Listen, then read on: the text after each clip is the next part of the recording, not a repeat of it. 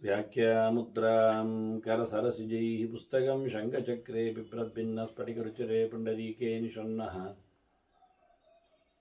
अमलानश्रीरमृतविशदेरंशभिप्लावयन्मामाविर्भूयादनकमहिमा मानसे वागधीशः नमस्ते प्राणेश प्रणतविभवायावनिमगाः नमः स्वामिन् रामप्रियतमनमन् गुरुगुणा नमस्तुभ्यं भीमप्रबलतमकृष्णेष्ट भगवन् नमः श्रीमन्मध्वप्रदिश सुदर्शन्नो जय जय श्रीगुरुभ्यो नमः नारायणं सुरगुरुं जगदेकनाथं भक्तप्रियं सकललोकनमस्कृतं च त्रैगुण्यवर्जितमजं विभुमाद्यमीशं वन्दे भवग्रम् अमरासुरसिद्धवन्द्यं नारायणं नमस्कृत्य नरं चैव नरोत्तमं देवीं सरस्वतीं व्यासं ततो जयमुदीरये ವೇದವ್ಯಾಸುರ ಮಹಾಭಾರತದ ಚಿಂತಕರಿಗೆ ವಂದನೆಗಳು. ಶಾಂತಿ ಪರ್ವದ 251ನೆಯ ಪ್ರವಚನ. ವಿಶೇಷವಾಗಿ ಸೃಷ್ಟಿಯ ಚಿಂತನೆಯೆಡೆಗೆ ಆಶ್ರಮ ಧರ್ಮಗಳ ವಿಶೇಷವಾದಂತಹ ಆಲೋಚನೆಯೆಡೆಯಲ್ಲಿ ಧರ್ಮರಾಜ ಭೀಷ್ಮರು ಉಪದೇಶದ ಸಂವಾದದ ಪ್ರಕರಣ ನಡೆದಿದೆ. ಅದರಲ್ಲಿ ಭೃಗು ಋಷಿಗಳು ಉತ್ತರ ಹೇಳುತ್ತಾ ಇದ್ದಾರೆ ಭರದ್ವಾಜರಿಗೆ. ಅವರು ಕೇಳಿಕೊಳ್ಳುತ್ತಾ ಇದ್ದಾರೆ, ಹೀಗಾಗಿ ಯಾರವನು ಬ್ರಾಹ್ಮಣ, ಎಂಥದ್ದು ಲಕ್ಷಣವನದ್ದು ಎನ್ನುವ ಚಿಂತನೆಯನ್ನು ಕೊಡುವ ಮೂಲಕ ಸಾಮಾನ್ಯವಾದ ಗುಣವಿಶೇಷಗಳು ಎಲ್ಲರಲ್ಲಿ ಇರಬೇಕು, ಸತ್ಯಾದಿಗಳು ಅಂತ ಗಮನ ಇರಿಸಿದ್ದಾರೆ. ಮುಂದಕ್ಕೆ ಕ್ಷತ್ರಿಯ ಹೇಗಿರುತ್ತಾನೆ ಕೇಳಿದರೆ, ಅವನು ಅನ್ಯಾಯಕ್ಕೆ ಸ್ಪಂದಿಸುವವನಾಗಿ, ತೊಂದರೆಗೆ ಸಿಲುಕು ಬರುವವನಾಗಿ, ಓಡಿ ಬರುವವನಾಗಿ, ಕ್ಷತಜಂ ಸೇವತೆ ಕರ್ಮ, ಎಲ್ಲಿ ಗಾಯ ಆಗಿದೆ, ಗಲಾಟೆ ಆಗಿದೆ, ಅಲ್ಲಿ ಕೆಲಸಕ್ಕೆ ಆತ, ಅಂದರೆ ಒಂದು ರೀತಿಯಿಂದ ಲೀಡರ್ಶಿಪ್, ಆಡಳಿತೆ, ಅದೇ ಕ್ಷತ್ರ ಅಂದರೆ ಅದೇ ಅರ್ಥ ಅಲ್ಲ, ಶತತ್ರಾಣ ಅಂತ. ಅಂತ ನೆಲೆಯಲ್ಲಿರುವವ ಅಂತ ತಕ್ಷಣ ಓದಲಿಕ್ಕಿಲ್ಲ. ಇಷ್ಟು ಮಾತ್ರ ಅಲ್ಲ, ವೇದಾಧ್ಯಯನ ಸಂಗತಃ, ವೇದಾಧ್ಯಯನ ಮಾಡಲಿಕ್ಕುಂಟವನಿಗೆ. 12 ವರ್ಷ ವೇದಾದಿಗಳ ಅನುಸಂಧಾನ ಮಾಡಿಕೊಂಡ ಬಳಿಕವೇ ಆತ ರಾಜಕೀಯಕ್ಕೆ, ರಾಜ್ಯಾಡಳಿತಕ್ಕೆ, ಜನರಿಗೆ ಸಹಾಯ ಮಾಡಲಿಕ್ಕೆ, ರಕ್ಷಣೆ ಮಾಡಲಿಕ್ಕೆ ನಿಲುಕುವುದು. ಮತ್ತೆ ದಾನಾದಾನರ ತಿರ್ಯಸ್ತು, ಅವನಿಗೆ ದಾನ ಮಾಡುವ ಅಧಿಕಾರ ಉಂಟು, ಅವನು ಕೊಡಬೇಕು ಬೇಕಾದವರಿಗೆ. ಮತ್ತೆ ಪಡಿಲಿಕ್ಕೆ ಉಂಟು ಅಂದಾಗ ಟ್ಯಾಕ್ಸ್ ಮೂಲಕ ಪಡಿಲಿಕ್ಕೆ, ಕಂದಾಯದ ರೀತಿಯಲ್ಲಿ, ತೆರಿಗೆ ವ್ಯವಸ್ಥೆಯಲ್ಲಿ ಅವಕಾಶ ಮಾಡಿಕೊಟ್ಟದ್ದಕ್ಕೆ, ಸರ್ಕಾರದಿಂದ ಅವಕಾಶ ಮಾಡಿಕೊಟ್ಟದರ ನೆಲೆಯಲ್ಲಿ ಅದಕ್ಕೆ ಅನುಗುಣವಾಗಿ ಅವನು ಟ್ಯಾಕ್ಸ್ ಹಾಕಲಿಕ್ಕಿದೆ. ಮತ್ತೆ ದೇಶದ್ರೋಹಿಗಳ, ಅನ್ಯಾಯಗಳ ಸಂಪತ್ತನ್ನು ಮುಟ್ಟುಗೋಲಾಗಲಿಕ್ಕೆ ಅದನ್ನು ಆತ ಎಳ್ಕೊಳ್ಳಿಕ್ಕುಂಟು. ಹೀಗಾಗಿ ಕೊಡುವ ಹಾಗೆ ಪಡೀಲಿಕ್ಕುಂಟು, ಅವನಿಗೆ ಪಡೆದ ಹಾಗೆ ಕೊಡಲಿಕ್ಕೆ ಉಂಟು ಅಂತ ಹೇಳಿ ಧರ್ಮಗಳೆಡೆಯಲ್ಲಿ ಬೇಕಾದಷ್ಟು ಆತ ಜನರ ಉಪಕಾರಕ್ಕಾಗಿ ಸಂಪತ್ತನ್ನು ವ್ಯಯಿಸಲಿಕ್ಕೆ ಉಂಟು. ಯಜ್ಞಯಾಗಗಳು ಮಾಡಿಸಿ ದಾನ ದಕ್ಷಿಣೆಗಳನ್ನು ಕೊಡಲಿಕ್ಕೆ ಉಂಟು. ಇಂಥವನನ್ನು ನಾವು ಸಭೈ ಕ್ಷತ್ರಿಯ, ಉಚ್ಚತೆಯ ಕ್ಷತ್ರಿಯ ಅಂತ ಕರಿತೇವೆ. ಮಾಮೂಲಾಗಿ ಕೃಷ್ಣ ಹೇಳಿರತಕ್ಕಂತಹ ವರ್ಣಾಶ್ರಮ ಧರ್ಮಗಳೇ ಅರ್ಜುನನಿಗೆ ತಿಳಿಸಿಕೊಟ್ಟದ್ದು, ಗೀತೆಯಲ್ಲಿ ಬರುವಂಥದ್ದು. ಕಳೆದ ಬಾರಿ ನಾವು ಗೀತೆಗೆ ಬಂದಾಗ ಅದನ್ನು ನೋಡಿಕೊಂಡ ಹಾಗೆ, ಮಹಾಭಾರತದ ಪ್ರವಚನದ ಯಾದಿಯಲ್ಲಿ ಗೀತೆಯ ಪ್ರವಚನ ಪ್ರತಿ ಶ್ಲೋಕ ಆಗದೇ ಇದ್ದರೂ ಪ್ರತ್ಯೇಕವಾಗಿ ಗೀತೆಯ 700 ಶ್ಲೋಕಗಳು ಮುಗಿದಲೇ ಬಂದದ್ರಿಂದ ಅದನ್ನು ನಾನು ಮಹಾಭಾರತ ತಾತ್ಪರ್ಯ ನಿರ್ಣಯದ ನೆಲೆಯಲ್ಲಿ ಗೀತೆಯ ಚಿಂತನೆಯನ್ನು ಮಾಡಿ ಭೀಷ್ಮಾದಿಗಳ ಪರ್ವಗಳನ್ನು ನೋಡಿದ್ದುಂಟು. ಹೀಗಾಗಿ ಮತ್ತೆ ನಡುವಿನಲ್ಲಿ ಬಿಟ್ಟು ಹೋದ ಶಾಂತಿ ಪರ್ವದ, ಅನುಶಾಸನ ಪರ್ವದ, ಭೀಷ್ಮ ಧರ್ಮರಾಜರ ಸಂವಾದದ ಕಥೆಯನ್ನು ಮಾತ್ರವೇ ನಾವು ಉಳಿಸಿಕೊಂಡು ನೋಡ್ತಾ ಇರುವಂಥದ್ದು. ಮತ್ತೆಲ್ಲ ಮಹಾಭಾರತದ ಆಚೀಚಿನ ಕಥಾಹಂದರಗಳು ಮುಗಿದಿವೆ.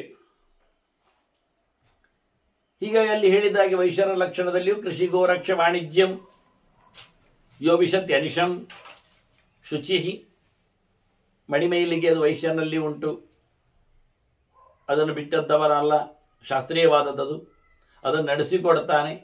ಜೊತೆಯಲ್ಲಿ ಕೃಷಿ ಮಾಡುತ್ತಾನೆ. ಕೃಷಿ ಮಾಡ್ತಾನೆ ಅಂದ ತಕ್ಷಣ ದನವನ್ನು ಕಾಯ್ತಾನೆ, ಸಾಕ್ತಾನೆ ಅಂದ ತಕ್ಷಣ ಅದರ ವಸ್ತುಗಳನ್ನು, ಪ್ರಾಡಕ್ಟ್ಗಳನ್ನು ಮಾರ್ತಾನೆ, ವ್ಯವಸ್ಥಾನೆ, ವ್ಯಯ ನಡೆಸ್ತಾನೆ ಅಂದ ತಕ್ಷಣ ಅವನು ಹೇಗೆ ಬೇಕಾಗಿ ಇರುವುದಲ್ಲ, ಮಡಿವಂತಿಗೆಯನ್ನು ಕಾಪಾಡಿಕೊಳ್ಳಿಕ್ಕೆ ಉಂಟು ಅಂತಾನೆ. ಶುಚಿ ಅಂತ ವಿಶೇಷವಾದ ಶಬ್ದವನ್ನು ಪ್ರಯೋಗ ಮಾಡುತ್ತಾನೆ. ಶುಚಿರ್ಭೂತನಾಗಿ ಅಂದರೆ ದನವನ್ನು ಕರಿಯುವಾಗಲೂ ಆತ ಬೇಕಾದಾಗೆ ಬೇಕಾಬಿಟ್ಟಿಯಾಗಿ ಅಲ್ಲ, ಅದು ಯಜ್ಞಯಾಗಗಳಿಗೆ, ಇತರ ಜನಗಳಿಗೆ, ಇತರ ವಿಷಯದಲ್ಲಿ ವಿನಿಯೋಗ ಆಗಲಿಕ್ಕಿರುವುದರಿಂದ ಯಾರೊಬ್ಬ ಹಾಲು ಪಡೆದುಕೊಂಡ್ರು ಅವನು ಹಾಲು ಕುಡಿಲೇಬೇಕೆಂದಿಲ್ಲ. ಅದನ್ನು ಕಾಯಿಸಿ ಎಪ್ಪ ಹಾಕಿಸಿ ಮಥನ ಮಾಡಿ ಅದರಿಂದ ಆತ ಬೆಣ್ಣೆ ತೆಗೆದು ತುಪ್ಪ ನಡೆಸಿ ಯಜ್ಞವನ್ನು ಮಾಡಬಹುದು. ಈಗ ಅವನು ಅದನ್ನು ಸರಿಕಟ್ಟಿನಲ್ಲಿ ಕೊಡದೇ ಇದ್ರೆ, ಹಾಲನ್ನು ಮೈಲಿಗೆ ಆಗಿ ಆತ ಕೊಟ್ಟಿದ್ರೆ ಅದರಿಂದ ಆಗತಕ್ಕಂಥ ಯಜ್ಞದಲ್ಲಿ ಆದ ಅಪಚಾರ ಅವನನ್ನು ಅದು ಮೆತ್ತಿಕೊಳ್ಳುತ್ತದೆ. ಅದೇ ಯಜ್ಞದಲ್ಲಿ ಆಗಿರತಕ್ಕ ಉಪಚಾರ ಅವನನ್ನು ಉದ್ಧಾರ ಮಾಡುತ್ತದೆ ಒಳ್ಳೆದಾಗಿದ್ದರೆ. ಹಾಗಾಗಿ ಅವನ ವ್ಯಾಪಾರದಲ್ಲಿ ಮೋಸ ಇರಬಾರದು, ಶುದ್ಧತೆಯನ್ನು ಕಾಪಾಡಿಕೊಳ್ಳಬೇಕು, ಮಡಿಕೆ ಅಣತಿಗೆಯನ್ನು ಇಷ್ಟಪಡಬೇಕು ಅವನು. ಇವನ್ನೆಲ್ಲ ಗಮನಿಸ್ತಾನೆ. ಕೃಷಿಯಲ್ಲಿಯೂ ಅವನ ವಿಷಯದಲ್ಲಿಯೂ.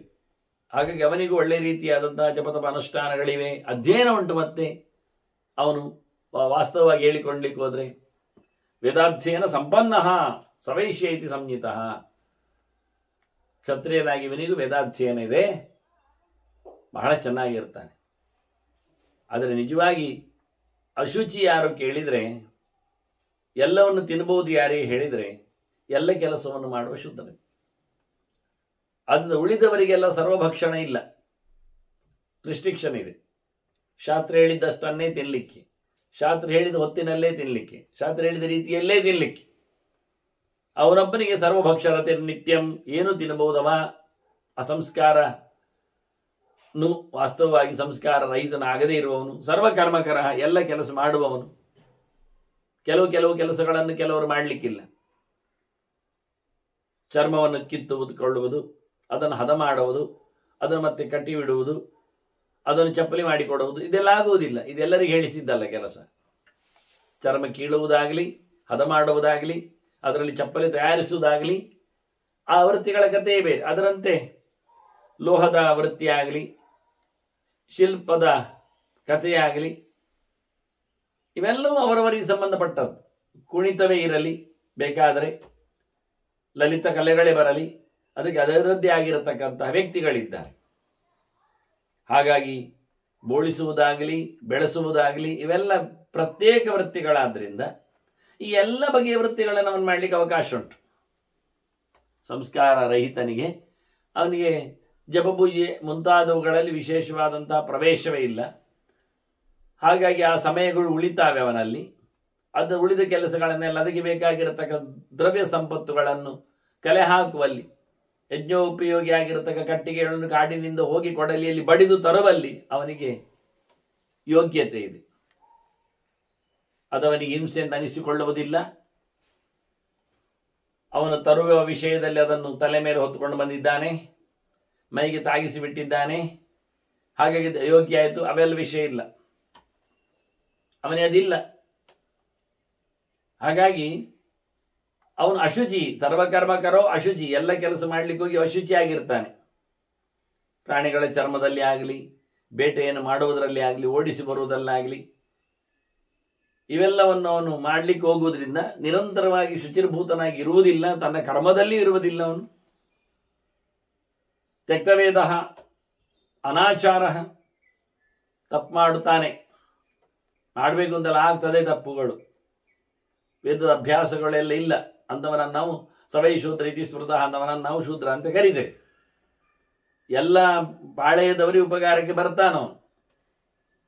ಕೋಣವನ್ನು ಮೀಯಿಸ್ತಾನೆ, ಬೇಕಾದರೆ ಕೃಷಿಕರದ್ದು ಅವರಿಗೆ ಸಹಾಯ ಮಾಡಿಕೊಡ್ತಾನೆ, ಪಾತ್ರೆಯನ್ನು ತೊಳಿತಾನೆ, ಯಜ್ಞೋಪಯೋಗಿಯಾದ ಪಾತ್ರೆಯನ್ನು ತೊಳೆದು ಕೊಡ್ತಾನೆ, ಯಾಜ್ಞಿಕರಿಗೆ ಸಹಾಯ ಮಾಡ್ತಾನೆ, ಇದೆಲ್ಲ ವ್ಯವಸ್ಥೆಗಳನ್ನು ಮಾಡಿಕೊಡ್ತಾನವನು. ಹೀಗಾಗಿ ಇಂಥವನಲ್ಲಿ ಈ ರೀತಿಯಾದ ಲಕ್ಷಣಗಳೆಲ್ಲ ಹೇಳ್ತಾ ಬಹಳ ಒಂದು ಮಾರ್ಮಿಕವಾದ ಮಾತನ್ನು ಭೃಗು ಋಷಿಗಳು, ಬ್ರಹ್ಮ ಋಷಿಗಳು, ಬ್ರಹ್ಮ ಸಮಾನರು, ಸೃಷ್ಟಿ ಆದಿಯಲ್ಲಿ ಬಂದವರು ಋಷಿಗಳಿಗೇನೆ ಹೇಳಿಕೊಡ್ತಾ ಇದ್ದಾರೆ. ಲೋಕದಲ್ಲಿ ಇಷ್ಟೆಲ್ಲ ಗೌಜಿಗಳಿವೆ, ಗುಣಗಳಿವೆ, ಸತ್ಯ, ದಮ, ತಪಸ್ಸು, ಅಕ್ರೋಧ, ಅನುಶಂಸ್ಯ, ದಯೆ, ಇವೆಲ್ಲ ಬಹಳಷ್ಟು ಗುಣಗಳನ್ನೆಲ್ಲ ರಾಶಿಯನ್ನು ಹೇಳಿಕೊಟ್ರು ಅವರು. ಇವೆಲ್ಲ ಎಲ್ಲಿ ಕಾಣುತ್ತದೆ ಅವನು ಬ್ರಾಹ್ಮಣ ಅಂತ ಹೇಳಿಬಿಟ್ರು. ಎಲ್ಲಿ ಕಾಣುವುದಿಲ್ಲ ಅವನು ಶೂದ್ರ ಅಂತ ಹೇಳಿಬಿಟ್ರು. ಆದ್ರಿಂದ ಯಾಕೆ ಕೇಳಿದರೆ, ಹುಟ್ಟಿನಿಂದ ಅಂತ ಹೇಳೋದು ಹೇಳಿದರೆ ಎಲ್ಲವೂ ಬ್ರಹ್ಮನಿಂದಲೇ ಬಂದದ್ದಲ್ಲ. ಹಿಂದೆ ಹೇಳಿದ್ನಲ್ಲ ಅವನು, ಬ್ರಹ್ಮಣ ಸೃಷ್ಟ ಪೂರ್ವಮಿ ಸರ್ವಂ ಬ್ರಾಹ್ಮವಿದಂ ಜಗತ್ ಅಂತ. ಇಡೀ ಜಗತ್ತೇ ಬ್ರಹ್ಮನಿಂದ ಸೃಷ್ಟಿ ಬಂದಾಗ ಎಲ್ಲರೂ ಬ್ರಾಹ್ಮಣರೇ, ಬ್ರಹ್ಮನಿಗೆ ಸಂಬಂಧಪಟ್ಟವರೇ. ಮತ್ತೇನಾಯ್ತು, ಅವರ ಕರ್ಮದಿಂದ ಬಣ್ಣ ಬೇಲೆ ಆಯ್ತು, ಬೇರೆ ಆಯ್ತು ಹೇಳಿದ್ದಲ್ಲ. ಕರ್ಮ ಬೇರೆ ವರ್ಣತಾಂಗತ ಅಂತ. ಅವರ ಟೇಸ್ಟ್ ಏನು, ಅವರ ಹೃದಯ ಎಲ್ಲಿಗೆ ಮಿಡಿತದೆ, ಅವರ ಸ್ವಭಾವ ಹೇಗಿದೆ, ಅವರು ಯಾವುದರಲ್ಲಿ ಸಹಜವಾದ ಪ್ರವೃತ್ತಿ ಮಾಡ್ತಾರೆ ಎನ್ನುವುದು ಅವರ ಕರ್ಮದಿಂದ ಗೊತ್ತಾಗಿತ್ತು. ಉದಾಹರಣೆಗೊಂದು ಆಯ್ಕೆಯ ಬಗ್ಗೆ ಮಾತಾಡೋದಾದ್ರೆ, ಹಿಂದೆ ಕಥೆಯಲ್ಲಿ ಭಾರತದಲ್ಲಿ ಬಂದಂತೆ ಪಾಂಚಾಲದಲ್ಲಿ ಬಂದಿರತಕ್ಕ ಪಾಂಡವರು ಅಂತ ಗೊತ್ತಿಲ್ಲದೆ ಅಪರಿಚಿತರಾಗಿ ಅನಾನಿಮಸ್ ಬಂದಿದ್ದಾರೆ. ವಿವಾಹದಲ್ಲಿ ದ್ರೌಪದಿಯನ್ನು ಪಡೆದಿದ್ದಾರೆ. ಅವರು ಮತ್ತೆ ಪಾಂಚಾಲ ತನ್ನ ಮನೆಗೆ, ಅರಮನೆಗೆ ಕರ್ಕೊಳ್ಳುತ್ತಾನೆ. 5 ದ್ರೌಪದಿ ಸಮೇತ ಬಂದಿದ್ದಾರೆ. ಅವರು ಉಳ್ಕೊಳ್ಳಿಕ್ಕೆ ಅವರಿಗೆ ಅವಕಾಶಕ್ಕೋಸ್ಕರ ಮನೆಗಳನ್ನು ಬಿಟ್ಟಿದ್ದಾನೆ. ಆದರೆ ಒಂದೆಡೆ ಪಾಠ ಪುಸ್ತಕಗಳು, ವ್ಯಾಸಪೀಠಗಳು, ದರ್ಬೆ ಅಜಿನಗಳು, ಕಮಂಡಲು ಗಿಂಡಿಗಳು ಮುಂತಾದ ಸಲಕರಣೆಗಳು, ಸುರಗಳು, ಹಾಗೆ ಹೀಗೆ ಅಂತ ಬ್ರಹ್ಮೋಪಯೋಗಿಯಾದ ಸೊತ್ತುಗಳು. ಒಂದೆಡೆ ವಿಶಾಲವಾದಂಥ ಆಯುಧಾದಿಗಳ ವ್ಯವಸ್ಥಿತವಾದಂತಹ ಕೋಣೆ, ಮತ್ತೊಂದೆಡೆ ಕೃಷಿಗೆ ಬೇಕಾಗಿರತಕ್ಕ ಸಲಕರಣೆಗಳು, ಬೀಜಗಳು ಮುಂತಾದವುಗಳು, ಹೆಡಿಗೆಗಳು, ಹಾಗೆ ಹೀಗೆ ಅಂತ. ಹೀಗೆ ಮತ್ತೆ ಉಳಿದೆಲ್ಲ ಸಾಮಾನು ಸರಂಜಾಮುಗಳ ಕತೆ. ಇವರು ಯಾವ ಕೋಣೆಯನ್ನು ಆಯ್ಕೆ ಮಾಡ್ತಾರೆ ಅಂತ ನೋಡುವುದು, ಗಮನಿಸು. ಸಹಜವಾಗಿ ಇವರು ಸೀದಾ ಹೋಗಿ ಆಯುಧಾದಿಗಳಿಂದ ತುಂಬಿದ ಬಹಳ ದೂರಿಯಾದ ವೈಭವೋಪೇತವಾದಂಥ ಕೋಣೆಯನ್ನು, ಇದು ಬ್ರಹ್ಮಜ್ಞಾನಿಗಳು ಸಾದಾ ಸರಳ, ಅದರಲ್ಲಿ ಏನು ದೊಡ್ಡ ಸಂಗತಿ ಇಲ್ಲ. ಪೀಠೋಪಕರಣಗಳು, ಗೌಚಿ, ಮರ್ಜಿ, ಛತ್ರ ಚಾಮರಾದಿಗಳೆಲ್ಲ ಇಲ್ಲ. ಇದಾದ್ರೆ ಹಾಗಲ್ಲ, ರಾಜೋಚಿತವಾದಂಥ ವ್ಯವಸ್ಥೆಗಳು. ಆ ಕೋಣೆಗಳು ಹೋಗ್ರಿ ಇವರು. ಇವರಿಗೆ ಪರೀಕ್ಷೆ ಮಾಡುವುದು, ಹಾಗಾಗಿ ತಾವು ಹೀಗೆ ಅವರಿಗೆ ಕ್ಲೂ ಕೊಡಬಾರದು ಅಂಥದ್ದೇನಿಲ್ಲ. ಗೊತ್ತಿದ್ರು ಸುಮ್ಮನೆ ಇರ್ಲಿ ಅಂತಲೇ ಸಹಜತೆಯನ್ನು ಕಾಪಾಡಿಕೊಳ್ಳುತ್ತಾರೆ. ಏನು ಅಡಗಿ ಕೂತದ್ದೇನಲ್ಲ. ಹಾಗೆ ನೋಡಿ, ಈಗ ಸಹಜತೆಯೆಡೆಗೆ ಮನುಷ್ಯ ವಾಲ್ತಾನೆ ಎನ್ನುವುದು, ಪಾಂಡವರನ್ನು ನಾನು ಸುಮ್ಮನೆ ದೃಷ್ಟಾಂತವಾಗಿ ಹೇಳಿದ್ದು, ಅವರು ಬಿಯಾಂಡ್ ನಮಗೆ ವಾಸ್ತವವಾಗಿ. ಅದು ಮನುಷ್ಯನ ಸಹಜವಾದ ಕ್ರಿಯೆಯಲ್ಲಿ ಸಡನ್ ಆಗಿ ಅವನು ಪ್ರವರ್ತಿಸುವಾಗ ಅವನ ಸಹಜತೆಯಲ್ಲಿ ಮೂಡಿಕೊಳ್ಳುತ್ತದೆ. ಇನ್ನೇನು ಬಲಾತ್ಕಾರವಾಗಿ ಸಿಚುವೇಶನ್ ಅನ್ನು ಅರ್ಥೈಸಿಕೊಂಡು ಆತ ಅದನ್ನು ತಪ್ಪಿಸಿಕೊಳ್ಬೇಕೆನ್ನುವ ನೆಲೆಯಲ್ಲಿ ತಪ್ಪು ಮಾಡಲಿಕ್ಕೋಸ್ಕರ ಹೋಗುವಂಥದ್ದು, ಅದೆಲ್ಲ ಮತ್ತೆ ವಿಷಯ. ಮೊದಲಿಗೆ ಪ್ರವೃತ್ತಿ ಆಗುವ ರೀತಿ. ಹಾಗೆ ಎಲ್ಲಿಯಾದರೂ ನಿಮಗೆ ಸಹಜವಾದಂತಹ ಈ ಒಂದು ನಿತ್ಯ ನಿರಂತರವಾದ ಮೌಲ್ಯಯುತವಾದಂತಹ ಸಾಂವಿಧಾನಿಕವಾದ ಸನಾತನವಾದ ಧರ್ಮಗಳ ಗುಣಗಳ ಲಕ್ಷಣಗಳು ಒಂದೊಮ್ಮೆ ಕಂಡು ಬಂದರೆ, ಅವನು ಎಲ್ಲಿ ಹುಟ್ಟಿದ್ದಾನೆ, ಯಾರು ಹುಟ್ಟಿದ್ದಾನೆ, ಎಲ್ಲಿ ಬಂದಿದ್ದಾನೆ, ಎಲ್ಲಿಯವ ಅಂತ ಕೇಳಲಿಕ್ಕೆಲ್ಲ ಹೋಗಬೇಡಿ. ಅವನು ಬ್ರಾಹ್ಮಣ ಅಂತ ಹೇಳಿ ಅಂದ್ರು. ಗುಣತಃ ಬ್ರಾಹ್ಮಣವ. ಶೂದ್ರೇ ಚೈತದ್ ಭವೇಲ್ಲಕ್ಷ್ಯಂ ದ್ವಿಜೇತತ್ಯ ನ ವಿದ್ಯತೆ ನವೇ ಶೂದ್ರ ಭವೇ ಶೂದ್ರ ಬ್ರಾಹ್ಮಣೋ ನಚ ಬ್ರಾಹ್ಮಣ. ನಮ್ಮೊಮ್ಮೆ ನೀವು ಹೇಳಿದ ಸತ್ಯಾದಿ ಗುಣವಂತಿಕೆಗಳು ಒಂದೊಮ್ಮೆ ಒಬ್ಬ ಶೂದ್ರನಲ್ಲಿ, ಹುಟ್ಟಿ ಬಂದ ಶೂದ್ರನಲ್ಲಿ, ಜಾತಿಯಿಂದ ಶೂದ್ರ ಅಂತ ಆರಿಸಿಕೊಂಡವನಲ್ಲಿ ಒಂದೊಮ್ಮೆ ಕಂಡು ಬಂದರೆ ಅವನು ಬ್ರಾಹ್ಮಣ ಅಂತಲೇ ಅರ್ಥ. ಅದೇ ಸತ್ಯದ ಮಾದಿಗಳು ಒಂದೊಮ್ಮೆ ಹುಟ್ಟಿ ಬಂದಂತಹ ಜಾತಿಯಿಂದ ಹುಟ್ಟಿದ ಒಬ್ಬ ಬ್ರಾಹ್ಮಣನಲ್ಲಿ ಇಲ್ಲ ಅಂತಾದರೆ ಅವನು ಬ್ರಾಹ್ಮಣ ಅಲ್ಲ, ಅವನು ಶೂದ್ರ ಅಂತಲೇ ಅರ್ಥ. ನಮಗಿಲ್ಲಿ ಬೇಕಾಗಿರುವಂಥದ್ದು ಹುಟ್ಟಿನ ಗುಟ್ಟಿಯೇನು ಎನ್ನುವುದು ಮುಖ್ಯ ಅಲ್ಲ, ಅವನ ಬದುಕಿನ ಗಟ್ಟಿತನ ಏನು ಅಂತ ನಮಗೆ ಬೇಕು. ತೊಡಗಿಸಿಕೊಳ್ಳಿಕ್ಕೆ ಒಬ್ಬ ಕ್ಷತ್ರಿಯನಾಗಿ ವಂಶದಲ್ಲಿ ಹುಟ್ಟಿ ಬಂದಿದ್ದರೆ ಅವನಿಗೆ ಯಾವತ್ತು ನೋಡಿದ್ರು ಯುದ್ಧ ರಂಗ ಅಂದ ತಕ್ಷಣವೇ ಬೇಡ ಅಂತ ಆಗಿದ್ರೆ, ವೈರಾಗ್ಯ ಬರುವುದಾಗಿದ್ರೆ, ಕತ್ತಿ ಮುಟ್ಟುವಾಗಲೇ ಅವನಿಗೆ ಕೈಯಲ್ಲಿ ನಡುಕ ಬರ್ತದೆ ಅಂತಾದರೆ ಅಂಥವನ್ನ ನಾವು ಕ್ಷತ್ರಿಯ ಅಂತ ಕೂಗ್ತೇವ? ಬೇಡ ಮಾರೆ, ನೀನು ಪಾಠ ಮಾಡ್ತಾ ಇಲ್ಲಿ ಅದ್ರ ಕೂತ್ಕೊಂಡು ಹೇಳ್ದನ್ನು ಬರ್ತೇವೆ.